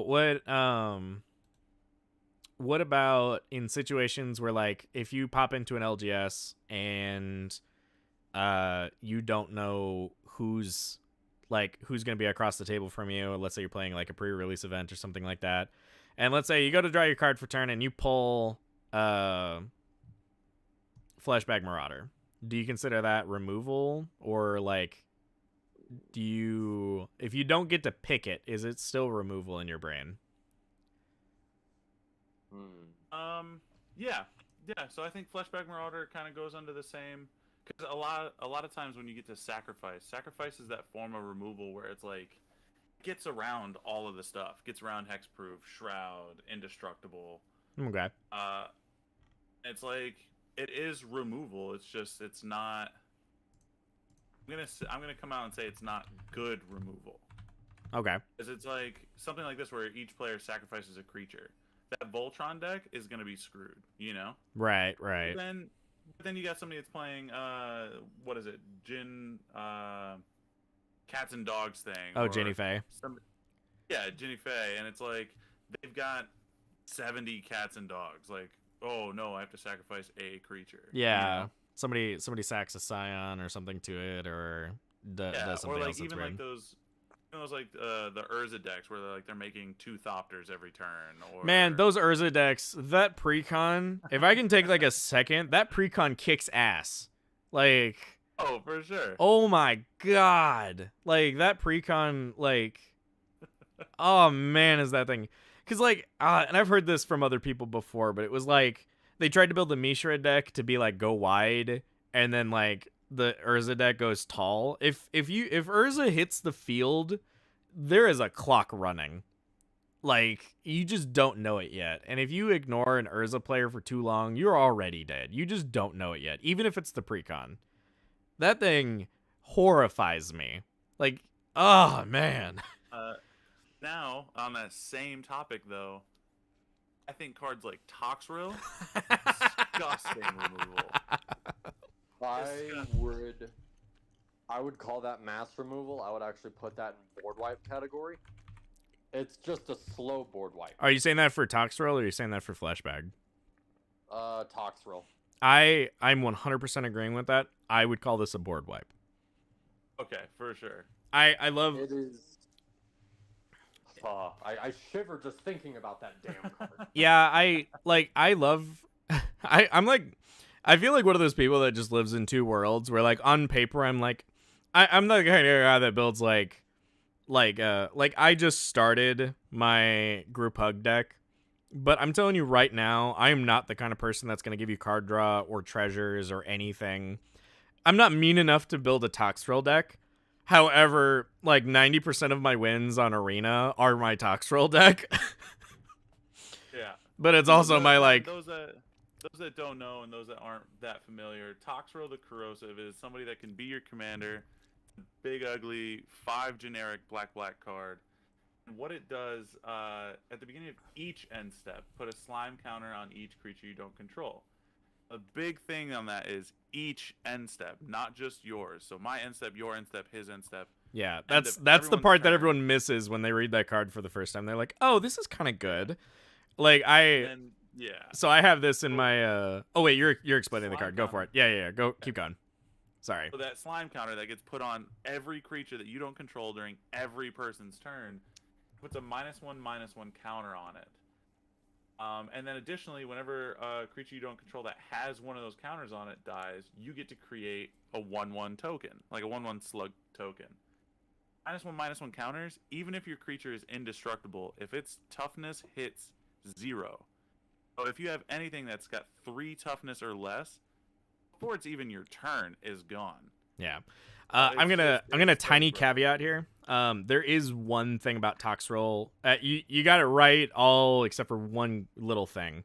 The slime counters are not -1/-1 counters. Like the counter, if you get rid of Toxrill, the -1/-1 effect goes away. So it's Oh, Toxrill. for sure. Toxrill has the effect of creatures you don't control get -1/-1 for each slime counter on them. And like Toxrill as a commander is gross because even if you kill Toxrill, if Toxrill comes back and your creatures still have slime counters on them, those negative effects still go back on. Toxrill, unless you play with Toxrill, like you just don't understand how oppressive that card is.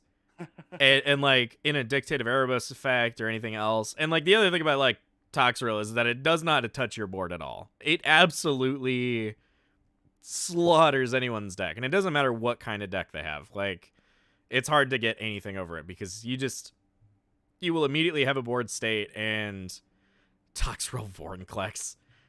Cruel bastard in the chat. Oh man.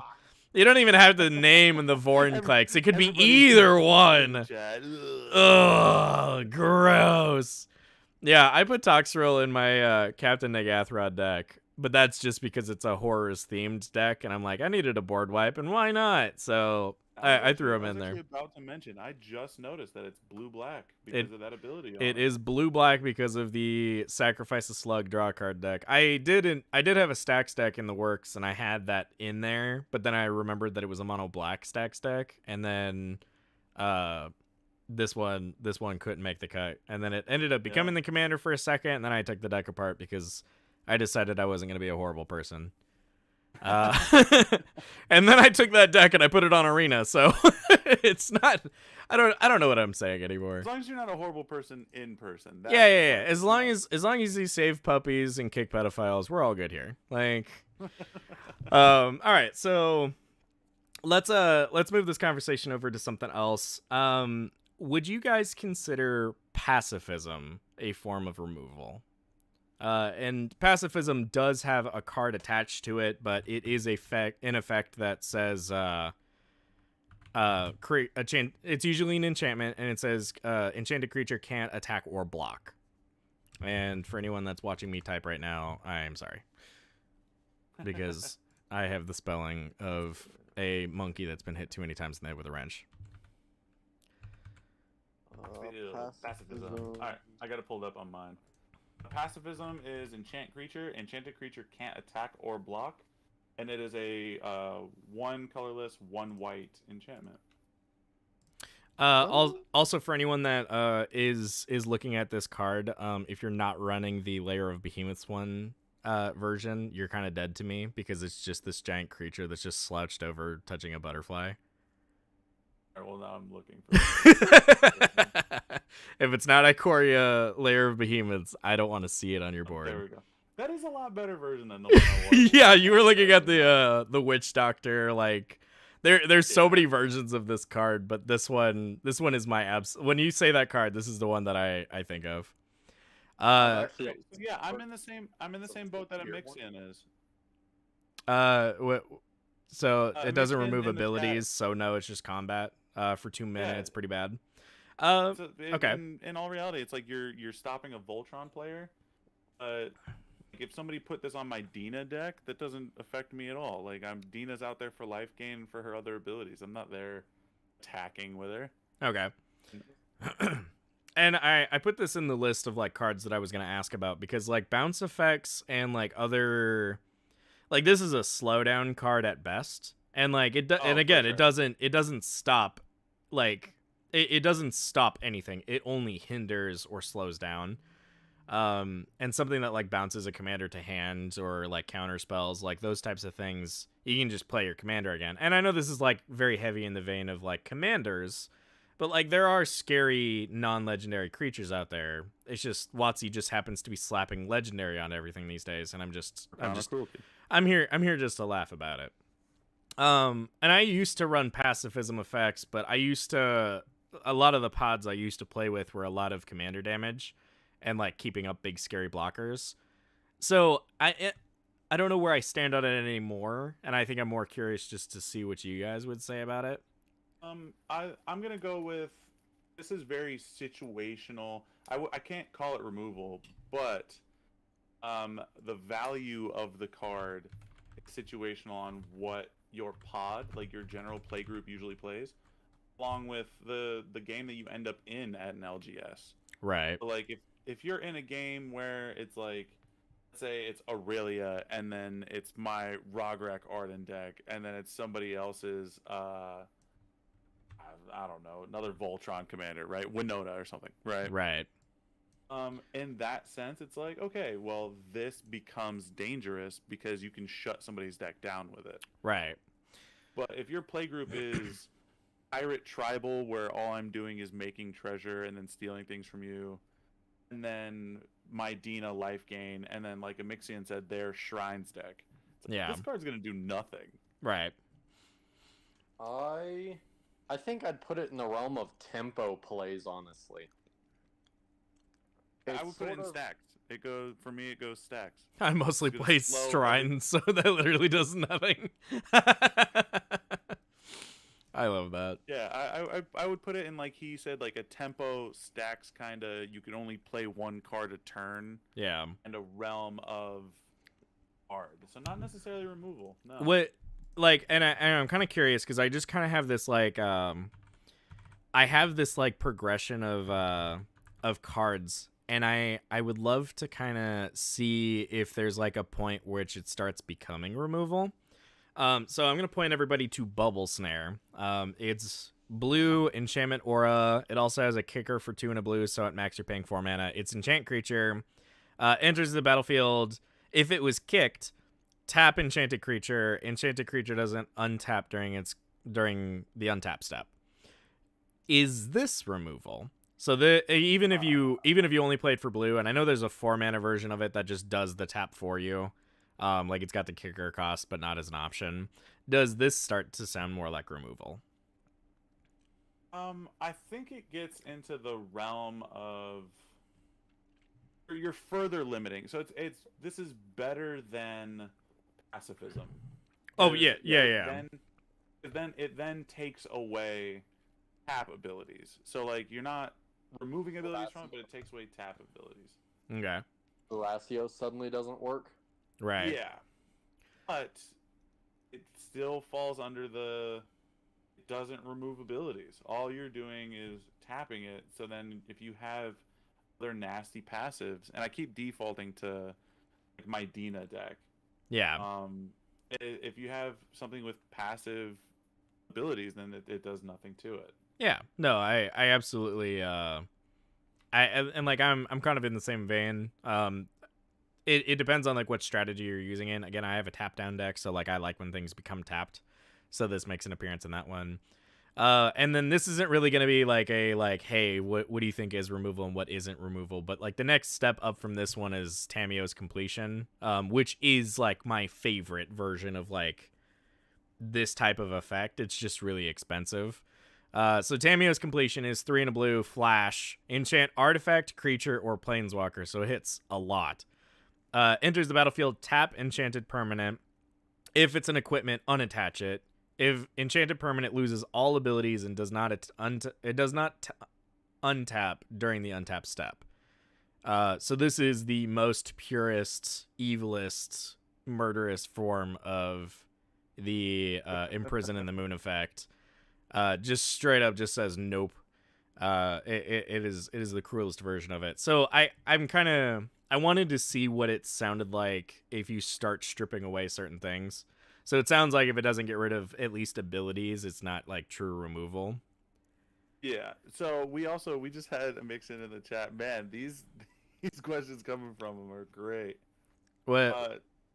Would a 2-card combo be considered player removal? Still be removal? That being Drannith Magistrate and Urbrast the Heretic Praetor. Everyone knows Drannith, where Drannith pretty much says you can't play cards from anywhere but your hand. I thought it says fuck your commander. Well, no, it says anywhere but your hand. Oh, I know. I just thought in very tiny text. I think you could see it in the swirls. It says in the flavor text it goes fuck commander, don't play commander, play modern. Yeah. Urbrast, for those that don't know what it does, it says at the beginning of your upkeep you're going to exile a top card of your library. You can play it this turn. At the beginning of each opponent's upkeep, they skip their draw step, and then instead exile the top card of their library. They can play it this turn. Yeah, it replaces your draw with an impulse draw. It's Red's like most famous version of it. And then They Drannith cannot Magistrate. play But it. yeah. You can also do something similar. For those of you that really want to murder everyone, you can also play Knowledge Pool. Oh God. Knowledge. Yeah, I'm gonna personally say that the player removal aspect of this does not make it removal.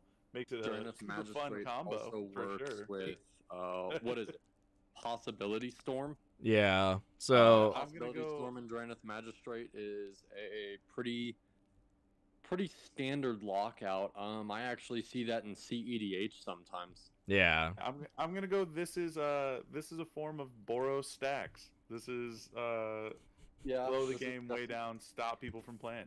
Yeah. Yeah, this is definitely the realm of shit I do. I would put I'd put this in the realm of WinCon or like it doesn't like sit like ScoopCon. you're right. Yeah, no, it's the best kind of board wipe because it'll get rid of their decks, it'll get rid of their lands, it'll get rid of their exile, it'll get rid of the asshole sitting in their seat. We'll get rid of Um, that. It also what it also doesn't like you got to really read the cards, and sometimes you have to go onto like the Oracle text like online and you have to look it up. Playing that card combo also has like half the text of lose half of your teeth when the other person realizes what you've done. So like I like removal to me like removal packages and stuff like that are always very small pieces. I'd consider that more stacks than anything else. And like that would be more of a strategy than I would consider like removal. And I know he's probably fucking around with us. But again, like I don't see playthrough risk. Gotcha. Absolutely. So like Personally, love it. oh yeah, Personally no. love it, but- What's that TikTok sound where it's just like that was underhanded disgusting. I loved it. Yeah, no, like I'm very back and forth on like win cons. If somebody plays that, I'm just like, good game, and I scoop up my cards and I go to the next table and I'm just like, hey, listen to this asshole over here. Yeah, you'll never believe what this fuck did. Yeah, but I'll start throwing hands if I see a Thassa's Oracle in your deck list. Like, it's just how it is. Thassa's yeah. DemCon. Oh God. Yeah, I mean that's just we probably could do an episode on like how bad is your win con or how good is your win con or how we'll tell you what, the next episode will be like how many teeth would I lose for playing this win con. All right. Hey, appreciate it. What's Appreciate the going on? follow. We got somebody new in here. Sovereign, how you been? I'm good. Do you know who I am? I know who you are. You know I'm just who giving I am. everyone else a name to start saying when they look in Discord and they're like, who the hell is this guy? I saw the topic was cancel. The Cancel. topic is we're getting rid of all of your things. Yeah, it's I want to get rid of your stuff. So this is Okay, all so on removal. We've talked about like bouncing. We've talked about the enchantments, like Imprison in the Moon. Did we covered talk about some- bouncing? Like, I know we brought it up a little bit. Would you really like in your heart of hearts if you bounce and like which version of it do you consider bounce? Like, No, well, when I say we talked about bouncing, it was like we kind of everything that we talked about with Chaos Warp kind of falls in almost the same realm as bouncing, where it's like you're just putting it in their hand, and it doesn't really stop the thing. Like they can do it again. You just delayed it. right. You talked about what you just played is now mine. There's that too. Yeah, There is that too. mean, Would you touched guys on- consider theft effects removal? Oh, for sure. I would think theft effects is removal. Really quick, a mix-in. Yeah, mass board bounce card would be Cyclonic Rift. Overload Cyclonic Rift would be a mass board bounce. If you want to save some money, I think it's like Aether Flux. It's like bounce all attacking creatures. That one's really good. Yep. Aether Spouts. I Ether Spout. Yeah, that's the No, one. I'm gonna go Um, grab a very specific deck. Oh Jesus. What you know exactly which deck I'm talking about too. what I was gonna get into here was I was gonna mention Planeswalkers. How do we feel about Planeswalker removal effects? Not Oh. removing Planeswalkers. I'm saying like Planeswalkers like Karn Liberated or Kaya the Inexhonorable, where they exile or destroy or sack than their abilities. One of my favorite new planeswalkers is actually the Wanderer. And I love her Kamigawa card where you can play it out of flash speed and activate one of her abilities on that turn. And it exiles tapped creature. I know it's very situational. I have her somewhere. Aska has a destroy effect as well. Yeah. Yep. There's lots of like planeswalkers out there that definitely have it. Truly and honestly, I think I'm leaning more into playing planeswalkers, especially if they have something that either draws me cards or if they exile something. The ramp planeswalkers, I have different feelings about entirely, just because they tend to draw way more ire. And like I've left Wandering Emperor on the field for like ever, and like people just don't know that like if you tap and attack me, that I could just exile it later. So I love planeswalkers that do that. I think I love the Wandering Emperor more just because she has flash. So because like planeswalkers are slow, you have to do their abilities on your turn unless you're being a bastard and you're playing Teferi, and like. I totally like. I don't know if it really means all that much to me whether or not it says it's an instant, a sorcery, or an enchantment. Like we were talking about Seal of Primordium and Seal of Cleansing earlier, and I think that like it doesn't matter what form it ends up taking as long as it can deal with a problem that like you're dealing with. And like the Wandering Emperor, I'm gonna like. I'll shut up about it in a second, but it's got such good flavor because in the story she like comes out of nowhere and like murders like. She just like cleaves somebody clean open, and like you can do that effect in a deck with her. But Vraska or any of those types of effects, I think that would be just fine to call it removal, even if like you don't need to use it every single time for that effect. Yeah. That and I've been tearing this name up this whole time.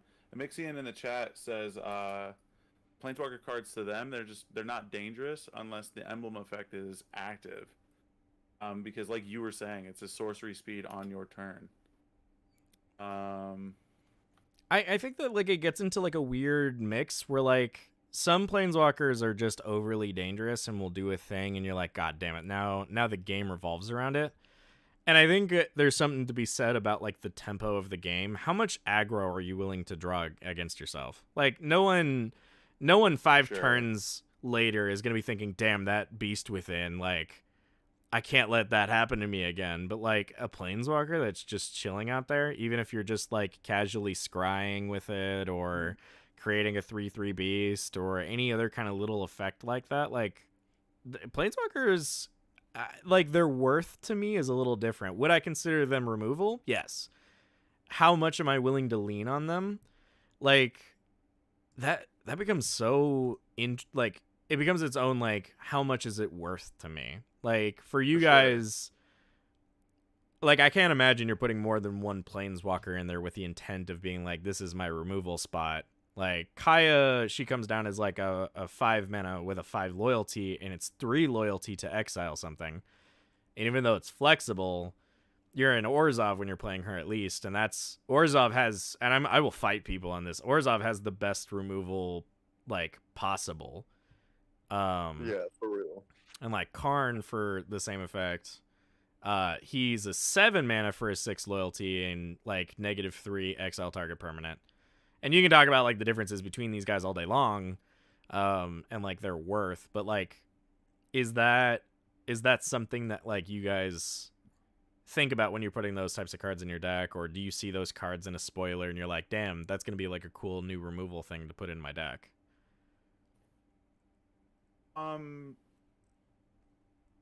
So it's tough because there's ones where it's like Karn. I've been wanting to make Karn work so long because I want to do his neg 14, you know, like his restart the game and then you get Jesus.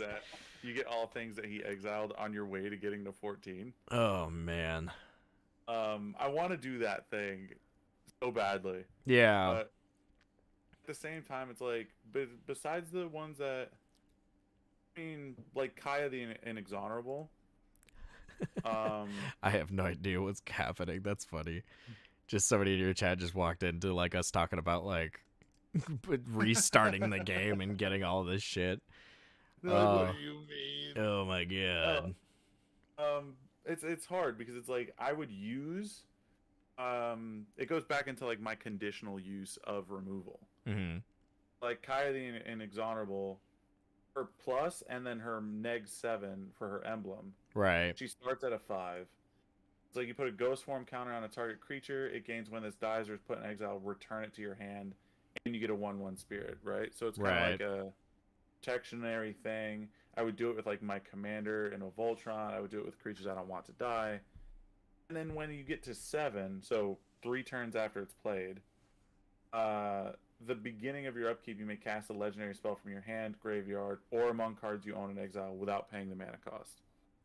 I mean, it's definitely like it starts putting itself in like a win con type scenario where like some cards are removal. Like you can play any of like the red X spells that deal damage, and eventually they start turning into win cons where you can just start blasting like people off of the field.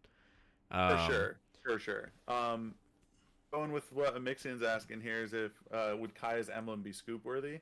Absolutely not scoop worthy. For sure, public enemy worthy. If you get Kaya's emblem, you have to expect that you are now the target on the table. If somebody in the same turn played Kaya and alted her, I would probably scoop. If somebody was playing proliferate effects, or like if they were in a planeswalker centric style, if I saw this in any given Orzhov deck, if Ward clicks Kaya, god damn it. I mean, I wouldn't, unless it was the same turn. But like 2 turns later, if somebody alts Kaya and they lose her, I probably wouldn't scoop. No, and it's one of those like I said, even on if they play same turn, do her thing. I'm personally, because then they're gonna be able to play her again and then do it again, kind of thing. Yeah. But me personally, that's like where we get to politicking, and it's like, look, I know we all got our own shit that's gross and nasty. Yeah. Let's player remove this person. Yeah. I like. And then we'll work on the game. And like, I feel like if there was a good enough position where you feel like you could remove the person that has Kaya, I don't consider that like an instant scoop. I think I would look at the board and like if somebody board wipes and plays Kaya, I think that would probably be the end. 4 Kaya emblems is disgusting.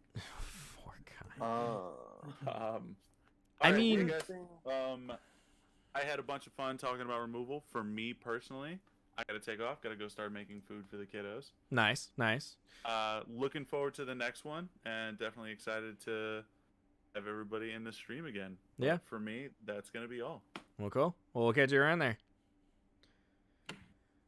All right, so for everyone that's interested, that was Accidental Dad TTV on Twitch. I would definitely go give him a follow and go see. We're probably going to be playing some games and stuff like that, and whether or not we decide to do some streaming or something like that, like that'll be something for the future.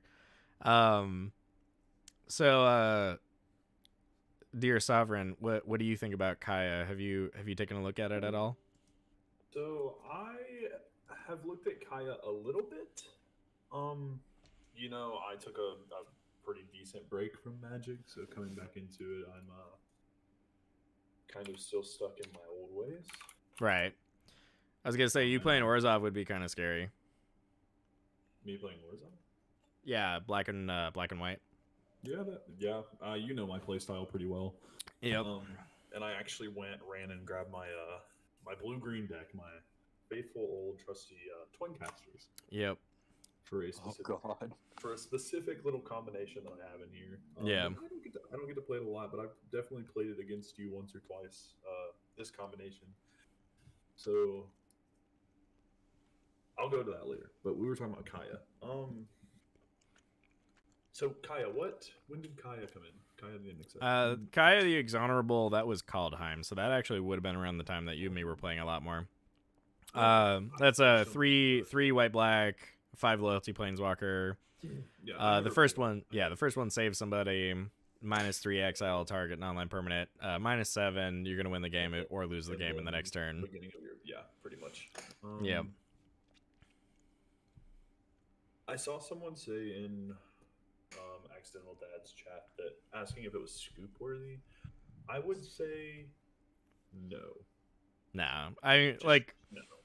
I think if they had like a winning board state, like if the writing was on the wall and like they got rid of, like if they somehow board wiped and then alted, I think I would be, I think I would consider Yeah. the game theirs at that point.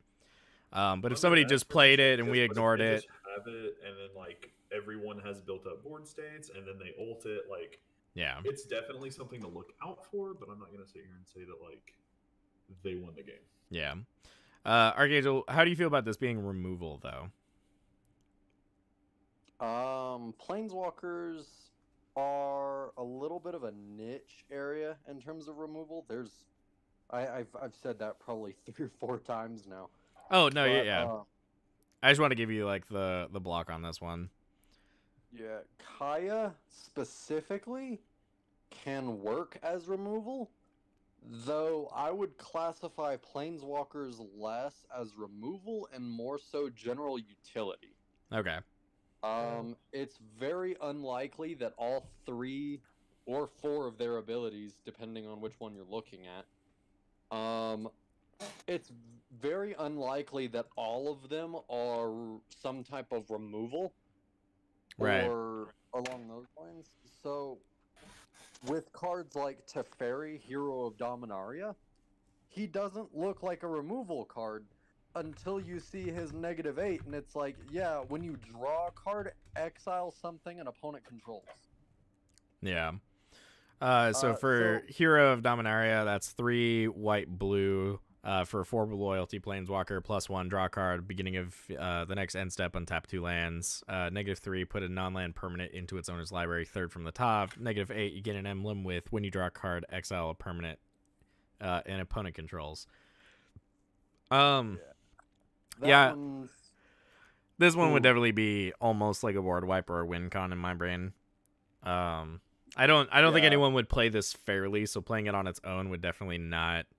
It would probably be in the realm of like, again, another like proliferate strategy or like something to support this type of playstyle, or like move all counters from one thing to another and then, you know, do something crazy and then draw half your library and then, you know, bounce everything.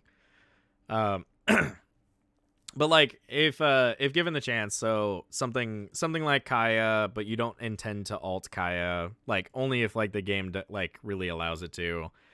Do you think that like 5 mana for like this effect, even if you were like she's probably going to get removed immediately, would you still consider that something worth putting in a deck? Or like if you got that off once, would you just take it out that next day? Kaya the Inexorable? Yeah, so like if you paid 3 Orzhov and then -3'd her, exiled a non-land permanent, and then like you knew that she was going to get removed that next second, like would you consider that something worthwhile, even for how slow it is? Or probably not. if you were in different colors, I should also say, because again, and like I will go to bat with Orzhov has the best removal just ever.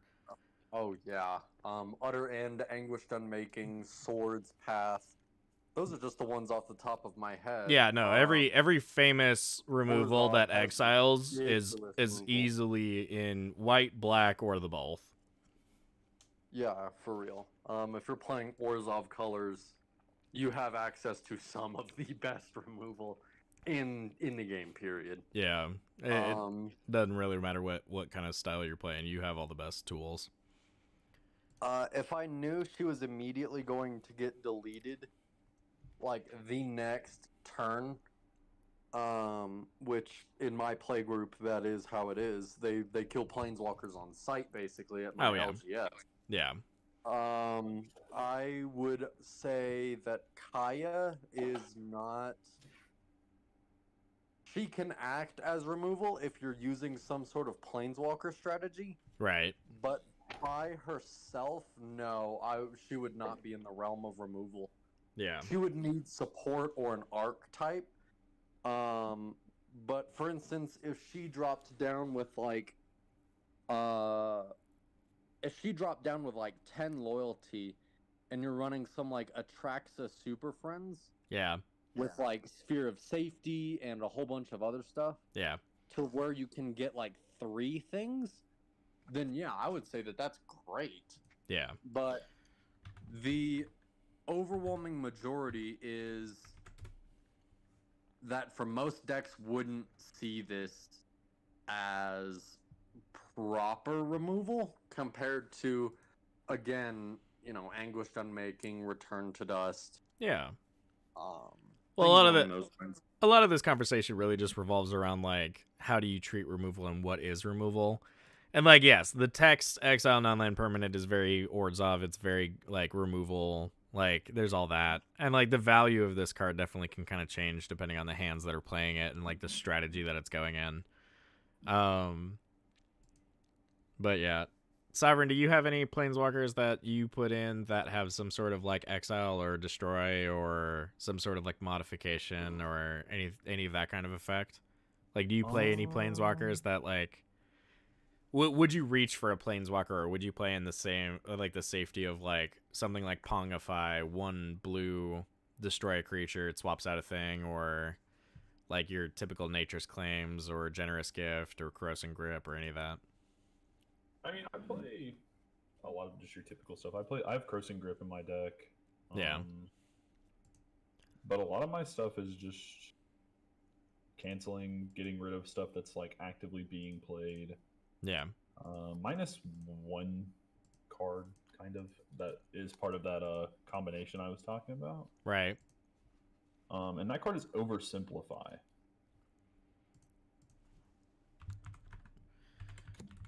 So Oversimplify, it just exiles everything, and then each player creates a 0/0 green and blue token with a number of +1/+1s that's equal to the total power of all the creatures they control that way. Yeah. This would definitely sit in more of like the realm of like board wipes, at least in Yes, my it would. brain. Um, It definitely could be used like getting rid of something. I think it's kind of interesting that it gets rid of everything and it doesn't target, so it definitely gets around protection strategies. Yep. All creatures are gone. Yeah, this is definitely a card I have to re-look at for Simic for sure, because it's just like it's very in your face and definitely like can kind of equalize the playing field. And you're not going to play this card without having some sort of strategy to benefit more than everyone else will.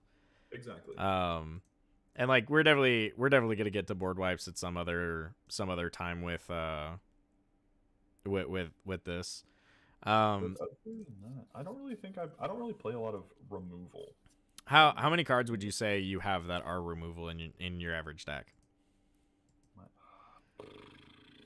I mean, if you just had like a number of like here or the deck that you're looking at, how many removal would you play? I'll actually have to just go through and look because I don't know. Yeah. I've messed with this deck so much, taking cards out, put cards in. Yeah. I've gotten into the rut of like I play so much removal apparently compared to everyone else, because I'm running usually around 10 and everyone else is running somewhere between like 5 to like 7. So let me ask you this: do you consider cards that are like deal X damage to this creature removal? You know, To target creature. I don't play them, but I would say Okay. yes.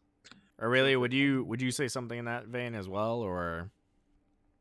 Like lightning bolt or shock type deal? Yep. Yeah. Because they're not really stuck in a deck to kill players. Yeah. I can see it being like, oh, I'll pay 2 red, lightning bolt, hitting your Esper Sentinel and paying for it. Yeah. I got rid of that pain in the ass creature. Yep. Yeah, I definitely see anything that deals damage is removal to some degree.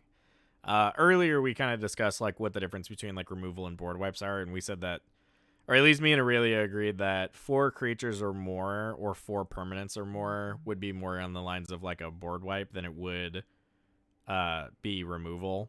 Because some things just hit a couple of things. Something like Curse of Swine, like you can kind of pick how many targets there are, or like, you know, there's at a certain point it starts becoming like a board wipe. But when you're deck constructing, like, what do you consider it as, or like what's your purpose in putting it in there?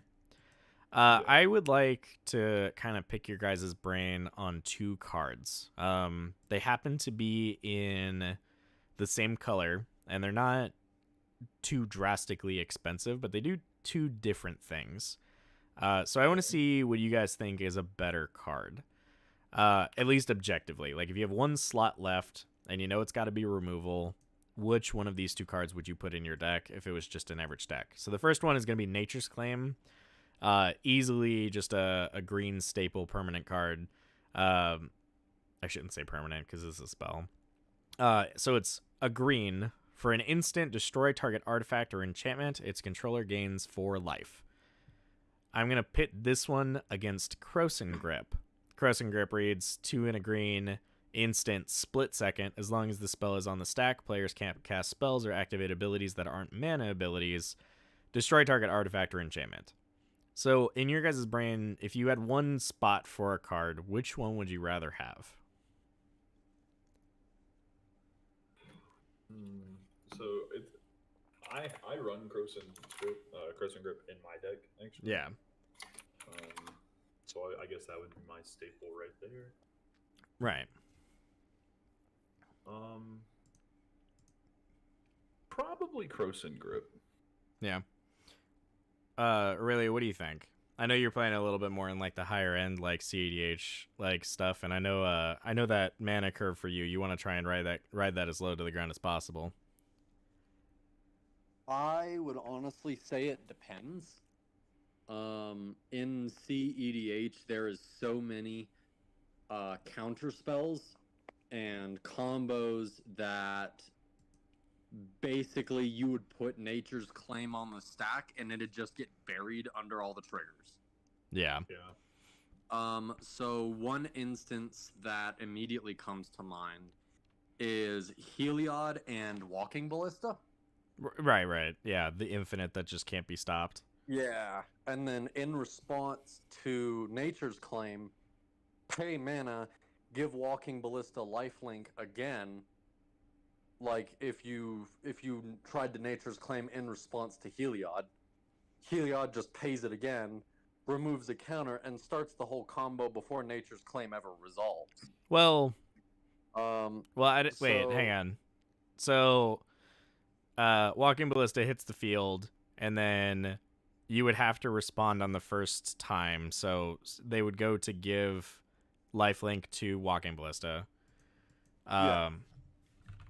So, if you don't know, if you're not in the higher power scene, I'm gonna explain the interaction between Walking Ballista and Heliod. So, Walking Ballista is a cute little nondescript, innocent little construct. He is XX, so you have to pay his cost twice.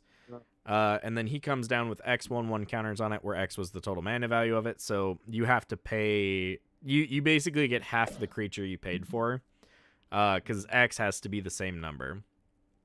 He then has the ability of paying 4 mana of generic to put a 1/1 counter on it. And then he also has the ability to remove a 1/1 counter from it, and then it deals 1 damage to every target, or any target. And then you have Heliod. And let me make sure I get his text right.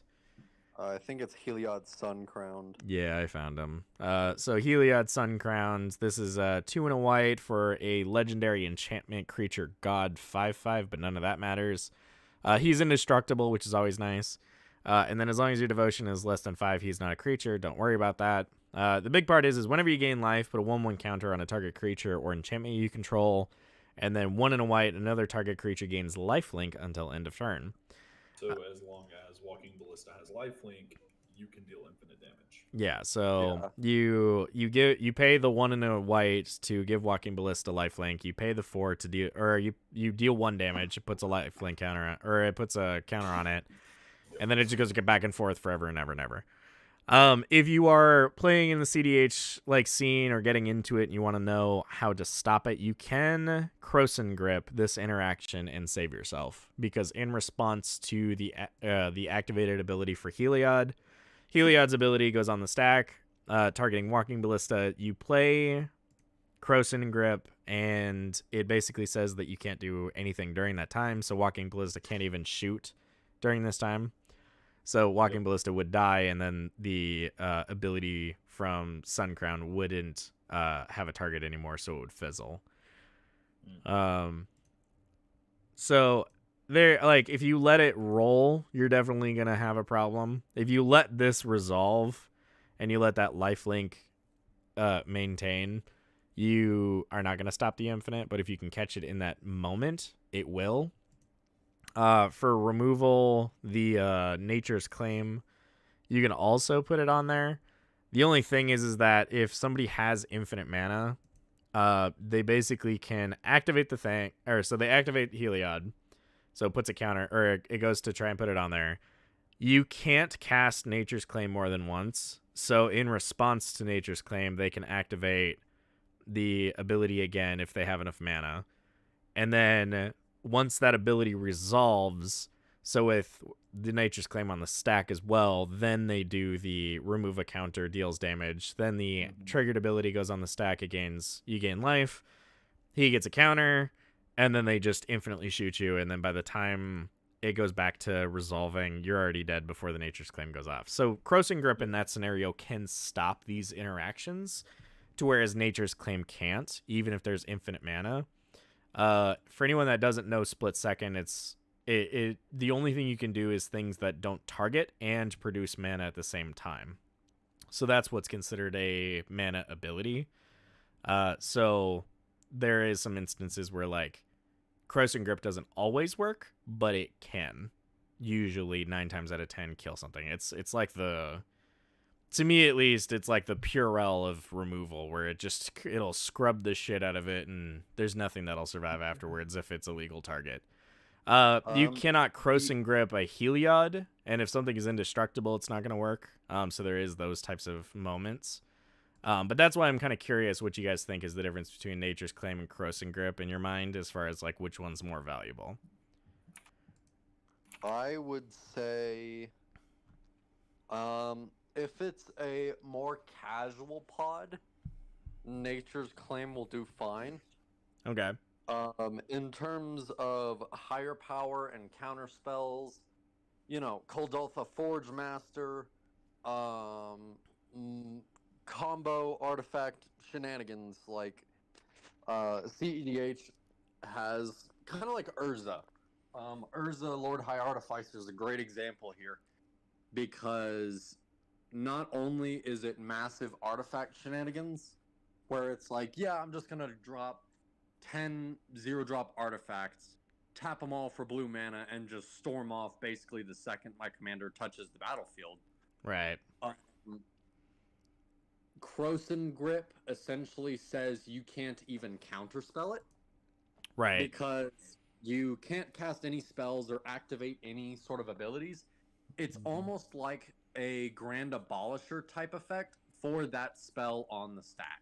Right. I think there's only 2 cards that can actually counter Split Second, and I think they're both have to do with like morph creatures. Yeah, morph is a special action. So special actions aren't affected, and they're not considered casting spells or activating abilities. They are special actions, and they have their own rules text and stuff like that. So you can activate morph abilities. It's bad to call them abilities, because you can morph is really just the verbiage that you should be using for this. In response to a Crossing Grip, and get around it. Or things like Sudden Death and some other like Split Second interactions. So yeah. Sovereign, what do you think? If you had the choice between Nature's Claim and Crossing Grip, like, is that 1 mana for the destroy effect worth more to you, or the like totality of killing something for 3 mana? I would probably say the totality of killing it. Yeah. Just because everyone that I play with, or used to play with at least, if I were to play Nature's Claim, there's someone there probably that's going to be able to counter that, or inf out of it, or there's too many ors. Yeah. And it always kind of sucks too when like you're trying to get rid of a problem, and somebody just finds a way to still get value out of that. Like, and you didn't just kind of get rid of it. I've definitely been talking up Crossing Grip.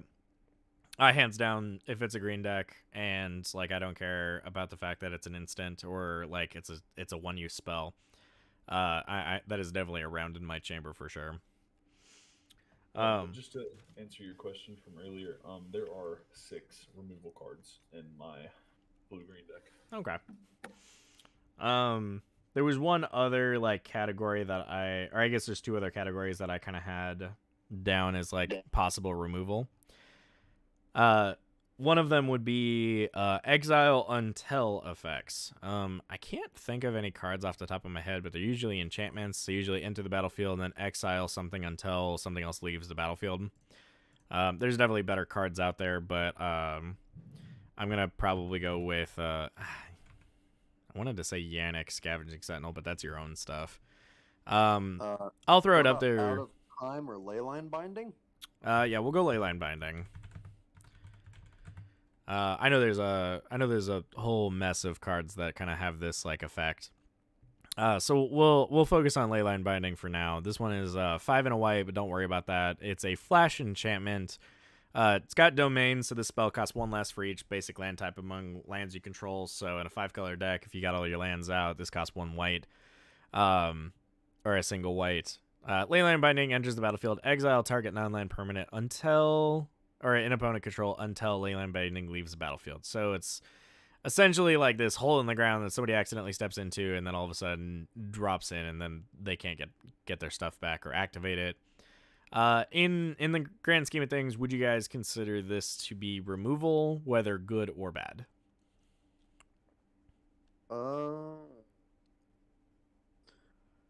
I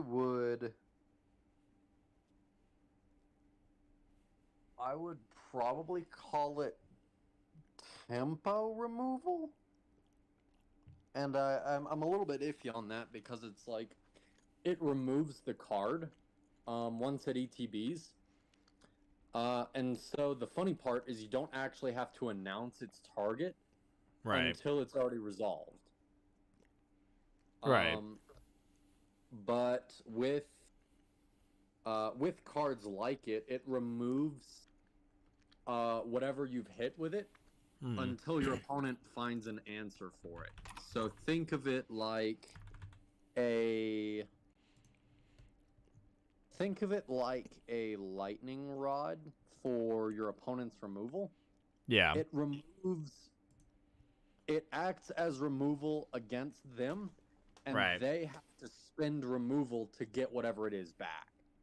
I do think that there's value in that strategy too. I love putting cards in a deck that just ask to be removed because you're almost guaranteeing, like it almost says opponent's going to discard a card in response to this. Like it is very fun to use that kind of a strategy because it can help protect your more scary stuff or the stuff that means more to your deck. And I think that it gives it almost gives value to cards like this because it can kind of drag out some other things and it can almost remove removal spells, if that makes sense. Yeah. One instance that I find hilarious is probably my favorite of these types of removals is the very classic Oblivion Ring. Classic O-Ring. Yep. 2-mana and white enchantment. When it enters the battlefield, it exiles another target non-land permanent. But the funny part is that when Oblivion Ring leaves the battlefield, return the exiled card to the battlefield under its owner's control. That is a separate ability entirely. Yep. If you scoop or you die before Oblivion Ring leaves, yep, the thing is still exiled permanently. You can also stifle the O-Ring's effect, because it does a separate thing. Versus Leyline Binding, this is one text, so it almost gives the ability to the card itself. So in Leyline Binding, if like you scoop, you do exile all of your permanents. That is kind of how like the game registers somebody leaving the game early or like somebody dying. So Leyline Binding would actually leave the battlefield versus O-Ring would leave before its ability goes on the stack. because nothing can go on the stack of permanents you control. So it almost like stifles everything that would be a part of you. I hate bringing this up, but I love the fact that these cards go so well with the new Elesh Norn. Because they're all enter the battlefield effects, so all these things become like two round shotguns instead of a single shot shotgun. Because when it enters the battlefield, that's an ETB effect. Elesh Norn would see that and double it, so you get to grab 2 things with that, and then both of them sit under it until it's done. So any of these types of effects. If anyone's planning to build an Elesh Norn deck and they're ready to absolutely ruin somebody's day, there's an in and out for you. One other like side note, if you're planning to play a lot of these effects and you like these effects, whether you're using it for Elesh Norn or anything else, Yavimaya and Tomb of Urborg can go into any deck, which means that you will have at least forests and at least swamps in your domain. Well, Leyline Binding mentions basic. Is it basic? Yeah, it says. Oh no! Basic land types are swamp, island, forest, all of those. For real? Basic land types. So when it's saying basic land types, it's not saying like gates, because if it just said land types, it would count locusts, the new spheres, gates, obviously, and some other things. So these are basic land types. Domain is asking you to count swamps, islands, plains, mountains, and forests. Yeah, that's how domain gets kind of wild. So if you're building a domain deck and you're not playing those 2 cards, because even though they do turn things into forests and swamps, they themselves are colorless and thus are legal for your decks, even though they look really out of place. Oh, I hate that. Oh. Yep. And I definitely would say that would make this type of strategy a lot better. That's why Leyline Binding is like $9 for a basic. You know, copy. I've had just the TCG player thing like just sitting on here, and I keep staring at like that $9.21 cost right now. And I'm like, how the fuck is that? Because I have a few copies of this just from like pulling stuff. And I still am just sitting here like, how? I think it might be for Modern or something, because 4-color Omnath is running a whole bunch of Shocklands. And so they immediately have like 4 of their land types on turn 2. And then it's like, yeah, for 1 white and 1 generic on turn 2, let me Leyline Binding your Ragavan or something. Yeah, that's gross. This is why I play Commander. Yeah. I can definitely see like Modern 4-color Omnath, or no. I don't play Modern enough to know extensively. Yeah. But the first thing that pops into my head is 4-color Omnath. Okay. Which I know is like a problem in that format. Yeah. I'm going to open up a can of worms today, and this might be mixing the topic today of destruction. I want to talk about land removal. Is this something that you would commit your removal slots to in a deck? And like conventionally, do you guys run things that could possibly hit lands? Sovereign, if you're kind of getting back into it, I don't really know if you're really diving really hard. Unless you built a land destruction deck when I wasn't looking. Beast Within is probably like your most famous example of like being able to hit a land. Just because that says any permanent. And lands do count for that. One thing that a lot of people are probably keeping their eye on right now is Boseiju Who Endures, which just is a Bonkwarriors card that just does all sorts of stuff, and is an auto-include in any green deck, and I wish it wasn't so fucking expensive. But Boseiju, from your hand, you can channel it. It's a legendary land that does not come in tapped. Would still be good even if it came in tapped, but it's 1 in a green, discard Boseiju Who Endures. Then you get the effect of destroy target artifact, enchantment, or non-basic land an opponent controls. That opponent may search their land or may search their library for a land with a basic land type, put it on the battlefield, and then shuffle. This ability costs 1 less for each legendary creature. So half the time this just reads discard this card, pay a green, and blow up something. They get to ramp. Do you guys consider land destruction or like anything like that in decks that you guys are putting together, or like outside of mass land destruction decks, like would you put something like this in a deck, whether in CDH or not in CDH? I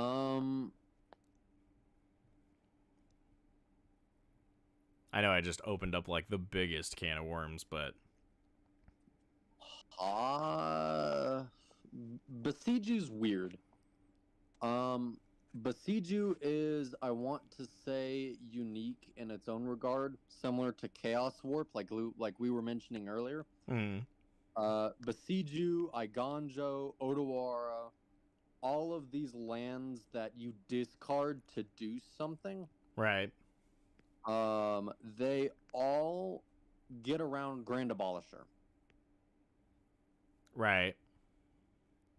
They all have this like I think Boseiju was kind of a bad card to kind of start this with. I think I'm less talking about like how good is Boseiju, because Boseiju is just bonkers.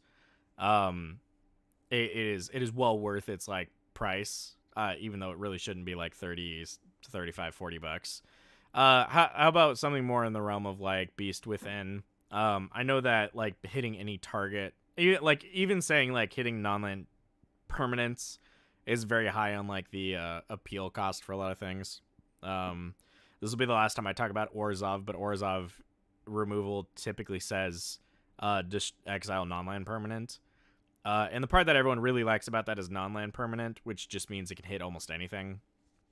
But like Beast Within, like it needs no introduction. Destroy target permanent. Its controller creates a 3/3 green beast.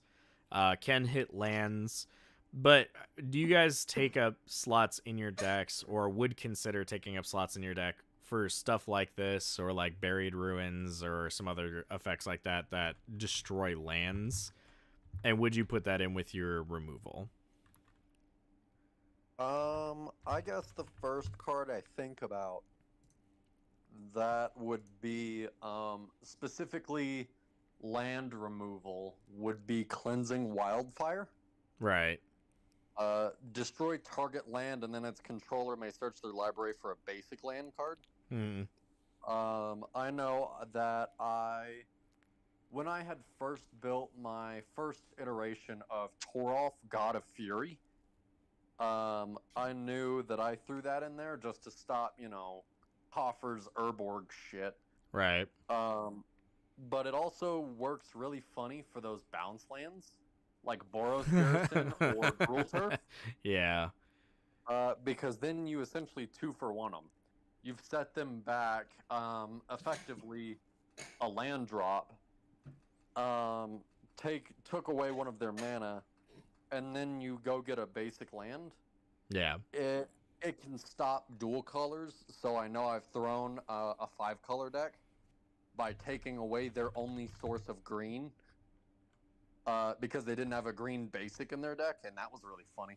Right. I'm going to go back on something I said about Buried Ruin. I'm thinking of something else. This one returns an artifact from graveyard to hand. I'm thinking of something else. I think it's like Scavenging Strip Mine or Wasteland?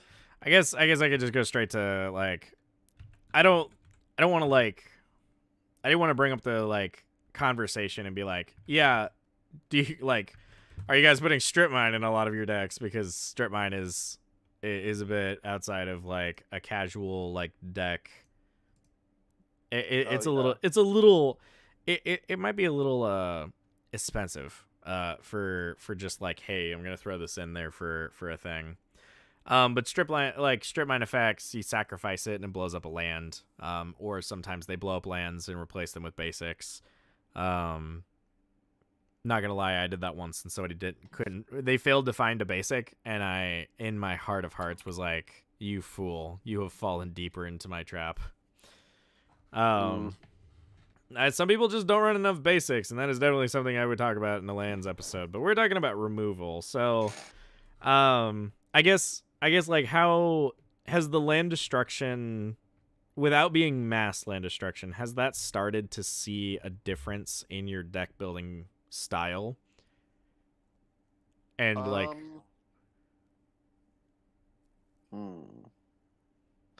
really making me think, Dino. Damn. I mean, you're playing in the CDH crowd, which is why I'm kind of honing in on you, because lands end up becoming way more of a pain in the ass in those ones than anything else. Sovereign, where do you stand on like being able to blow up, and even if it's not just blowing up somebody's lands in general, like even if it's just the scary lands that, like Maze of Ith, that'll take creatures out of combat, or Urborg, and like Cabal Coffers that both fix mana and create boatloads of it. Like, where do you stand on it? Do you see?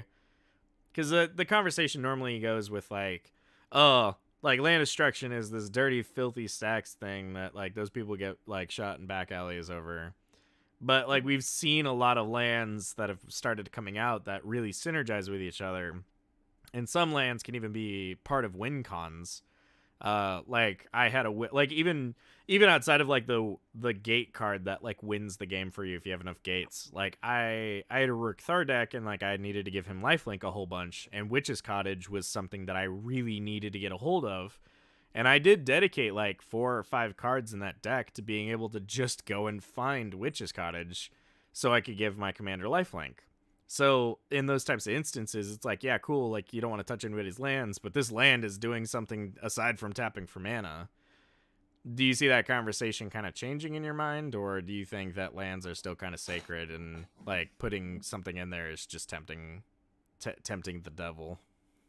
I don't really know where I stand on that, because me personally, I don't run much land destruction. But Right. at the same time, some of my other decks, the ones that I don't really play with that much, they have some pretty good land synergy. Right. With just the general play style of the deck. I cannot think of the specific deck, or I know the deck, I just can't think of the specific land. Right. But basically, that land allows me to exile a card face down and then play it without its mana cost. Oh, the hideaway lands? Yeah, like Yeah. hideaway lands. Yeah. So I can see if I'm running like a hideaway deck or just something where my lands dominate the entirety of my playstyle, I can see why people who aren't running land destruction would be afraid. Yeah. Because at that point, if the center of my deck is my lands and you have no way to take out my lands, like say everything you have says non-land permanent, you have no way to shut down what I'm running. Yeah. Nine Fingers Keen is God. I would say that's probably the best example, going sort of piggybacking off of that. It's like I think it's like a black, green, blue commander or something along those lines. Yeah, I got it pulled up right here. So this is a Nine Fingers Keen. This is 1 in Sultai, so black, green, and blue. It's a legendary creature, human rogue, 4/4 with Menache. Ward, pay 9 life, which is way more brutal than anyone thinks it is. Whenever it deals combat damage to a player, look at the top 9 cards of your library. You may put a gate from among them onto the battlefield, and then if you have 9 or more gates, put the rest into your hand. Otherwise, put them on the bottom in a random order. I can't remember what the gate is off the top of my head, but it's like play 10 gates and win. Maze's End. Maze's End. Yeah. Let me get the Maze's End. And like this was like such a weird niche-y kind of card, like back in like original Ravnica and stuff like that. Or I believe that's original Ravnica. But this one enters the battlefield, taps for a generic 3 tap, return it to its owner's hand, search your library for a gate card, put it on the battlefield. If you have 10 or more gates with different names, you win the game. Really innocuous. Like you really wouldn't play this in like any deck that wasn't prepared to try and use this as a legitimate win con. Because all the gates come in tapped, and that basically says like, hey, I'm just gonna skip my first turn, and I'm just gonna suffer. Funnily enough, they actually printed a gate in the recent Baldur's Gate set. Oh no, they printed a couple. But like when there was only like 10 of them, plus this, like it was very hard to like try and get this strategy to like do its thing. Oh yeah. But they have since printed more gates. So there definitely is like more of like a like an instance where this kind of strategy would definitely be something to look out for. Not everyone is going to be like going crazy, but like this is definitely something that like maybe the strip mine conversation is starting to look a little better. Guy's Cradle, the Witch's Cottage that I was talking about, those types of deals. How do we feel about the realm of removal when it comes to these like non-basics that like have a chance to win the game? I feel that they grow more and more prevalent as time goes on. Yeah. Though I will say that it needs to be along those lines of like cleansing wildfire, to where it destroys it, but it allows you to go grab another land instead, another basic, to where it's like, okay, maybe that Cabal Coffers is getting really out of hand. How about you chill out? Yeah. So he's brought it up a couple times. I'll just put it on screen for everybody. Cleansing Wildfire is 1 in a red sorcery. Destroy target land. Its controller may search its library for a basic. Put it on the battlefield tapped. Then shuffle. You also get to draw a card out of this. Real good sorcery. And like this is pure land destruction. Definitely goes right to like the heart of it. Antonio asked a question in my chat asking about if Nine Fingers Keen having double strike, would it trigger again? The answer is yes. First strike damage and regular combat damage are separate instances, and this says whenever deals combat damage to a player. So if you had trample and death touch and double strike, this would just go off like permanently every single time. What is it? What's that green enchantment that you were gonna put on Rurik Thar? Throwing in that deck that like it can't be blocked by more than one creature. Oh, brain. I took that deck apart. I wish I knew what it was. It was a Gruul enchantment, but it was basically only mono green, and it's like it was Gruul in terms of what guild it was from. I want to say Unquestioned Authority, but I think that. Oh, that one's can't be blocked by creatures. All right, it's got protection from creatures. Yeah, something like that. Unquestioned Authority's white. Green. I'm trying to think. I'm looking at my decks again, trying to see, because I have my old deck lists and stuff like that. If I ever wanted to make it mean again and go smash. Oh, this was the CD. This was like the CDH deck that I put together. Let me find. God damn it. It's not.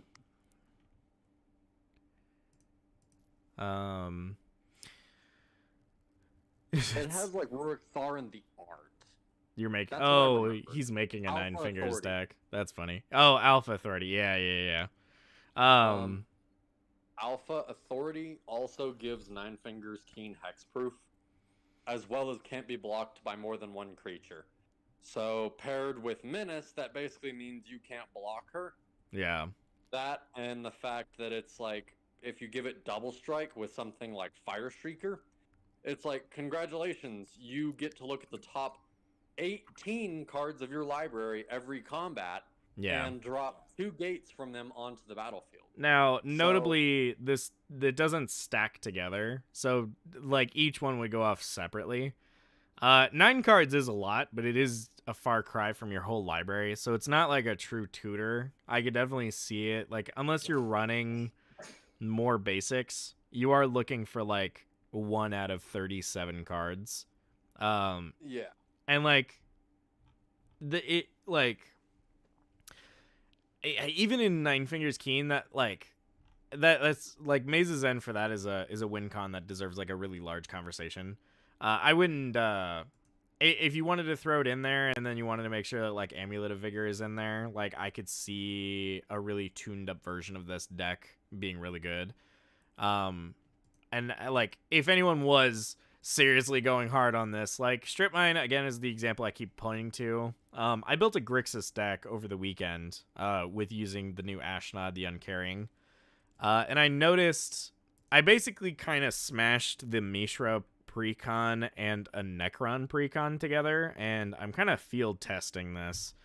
Ashnod, the Uncaring, for those that don't know, this is kind of like a weird Panharmonicon-esque effect. It's 2 in a Grixis, so blue, black, red, legendary creature, human artificer, 1/4 with death touch. Whenever you activate an ability of an artifact or creature that isn't a mana ability, if one or more permanents were sacrificed in order to activate it, you may copy it. I just try to turn everything into an artifact. So I have a lot of these, like, not a strip mine, but I have stuff that blow themselves up to destroy target land. And I realized that I can copy that, and I blow up 2 of them. And I know Grixis isn't exactly the nicest color pair to be like, hey, like, I want to play a friendly game. By the way, I'm only playing Grixis today. But it definitely kind of, like, begs the question of, like, this is removal. Am I removing, like, bounce lands that tap for 2 mana, or am I blowing up color fixing mana, like pay 1 and tap it, add 2 colored mana?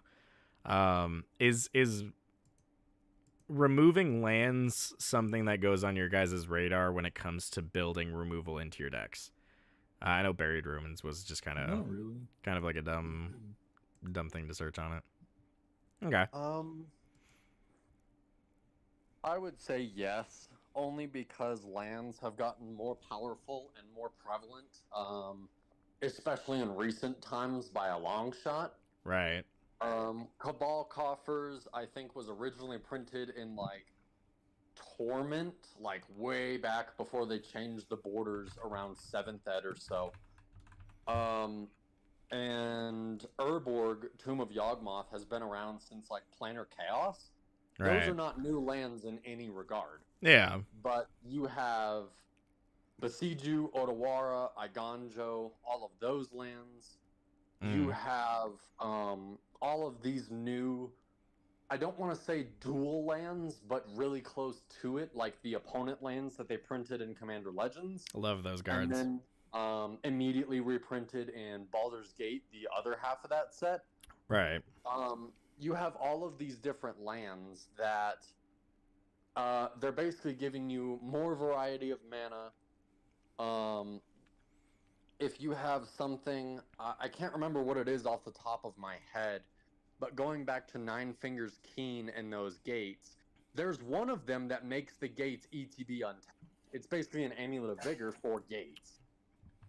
And that one basically nullifies gates coming in tapped. Yeah. And with Nine Fingers Keen, you can find it really, really quickly. And again, with Maze's End, Nine Fingers Keen is like, cool. You board wiped and you removed Nine Fingers Keen. You got rid of Alpha Authority and all this other stuff. But they still have 8 gates in Maze's End, and you can't set them back at all. Yeah. I would really say that Cleansing Wildfire and Strip Mine, or even Wasteland, are viable options, as Cleansing Wildfire at least replaces whatever land you blew up with a basic. Right. And Strip Mine and Wasteland means you have to sacrifice one of your own lands to eat it. Right. So it's sort of along the lines of, like, you're at least being fair about it. Right. But one of the worst feelings is Armageddoning with an Avacyn, or like Avacyn Angel of Hope equipped with World Slayer. I've seen it before. No, I've done it before. And it's hilarious. I always imagine that combo as being like Super Smash Bros. When you get a hold of that giant hammer, where you're just like smashing the ground constantly and just killing everything.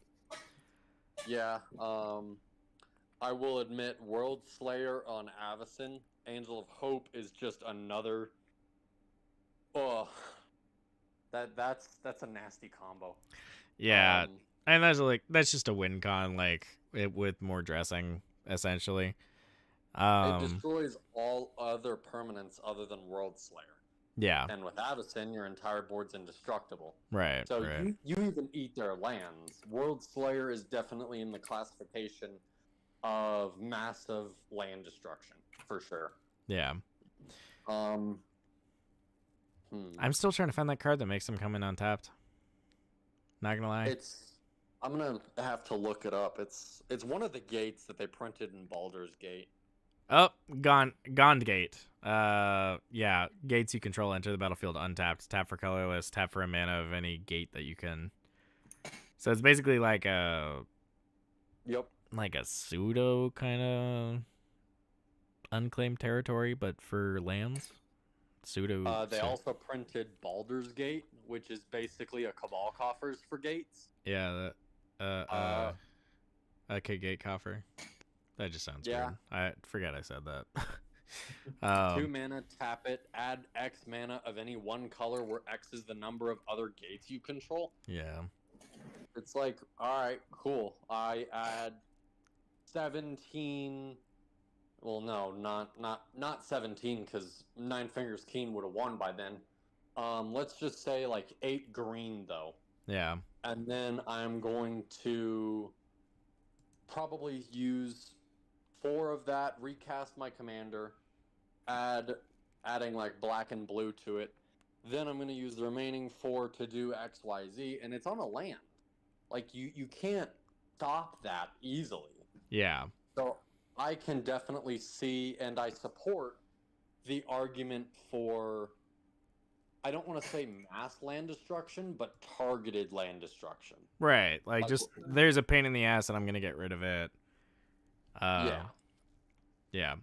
I definitely have been more on the board of like, I think that removal should consider lands. Like, if you have no way to deal with lands, like, you're just inviting certain strategies to walk all over you.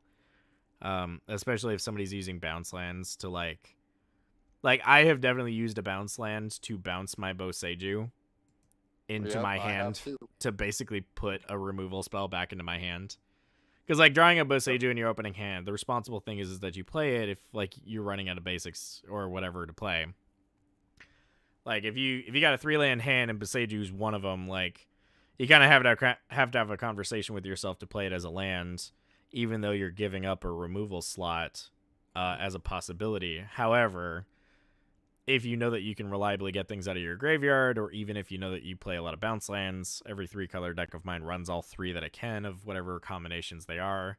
I've definitely bounced a Boseiju after I've used it plenty for its effect, and then I'm just like, all right, that thing is kind of a pain in the ass. Here, have a basic, and then I blast it.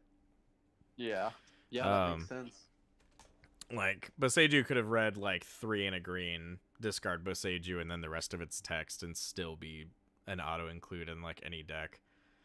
But alright, well, cool. Well, I actually have kind of exhausted the majority of, like, most of my talk points. It was kind of interesting, because I expected to sit more on counter spells and stuff like that, but everyone I talk to seems to think it's more of, like, just like a tempo breaker or something else than regular removal, which honestly I'm still kind of surprised about to this day. It's more just like to me it's more removal before it's had a chance to be a pain in my ass. I don't want this to happen, so I'm not letting it. Yeah, you're like, hey, I know you really wanted to do that thing, and I feel awful, but counterspell. And then you're just like, okay. Pretty much. And I think that counterspell definitely deserves its own conversation of like how it can be used, and how some people probably use it too much, and how some people don't run it at all, and that's totally fine. And like, I know in some play groups they just do not like counter effects at all. And I think that's not. I have lots of thoughts. I have lots of thoughts on that, but not for today. I think I'm going to wrap up today's episode on here. Thank you for joining us on the Maybe board to try and figure out what our removal packages and stuff are. I myself, am, as always, are Lord Mordino. We had Accidental Dad earlier in the chat. Our newest comer in, Sovereign, jumped on in for us, and Aurelia has been throwing a Sunforger at me since this thing started. But I love all your Oh. faces, and I wish you guys some happy hunting.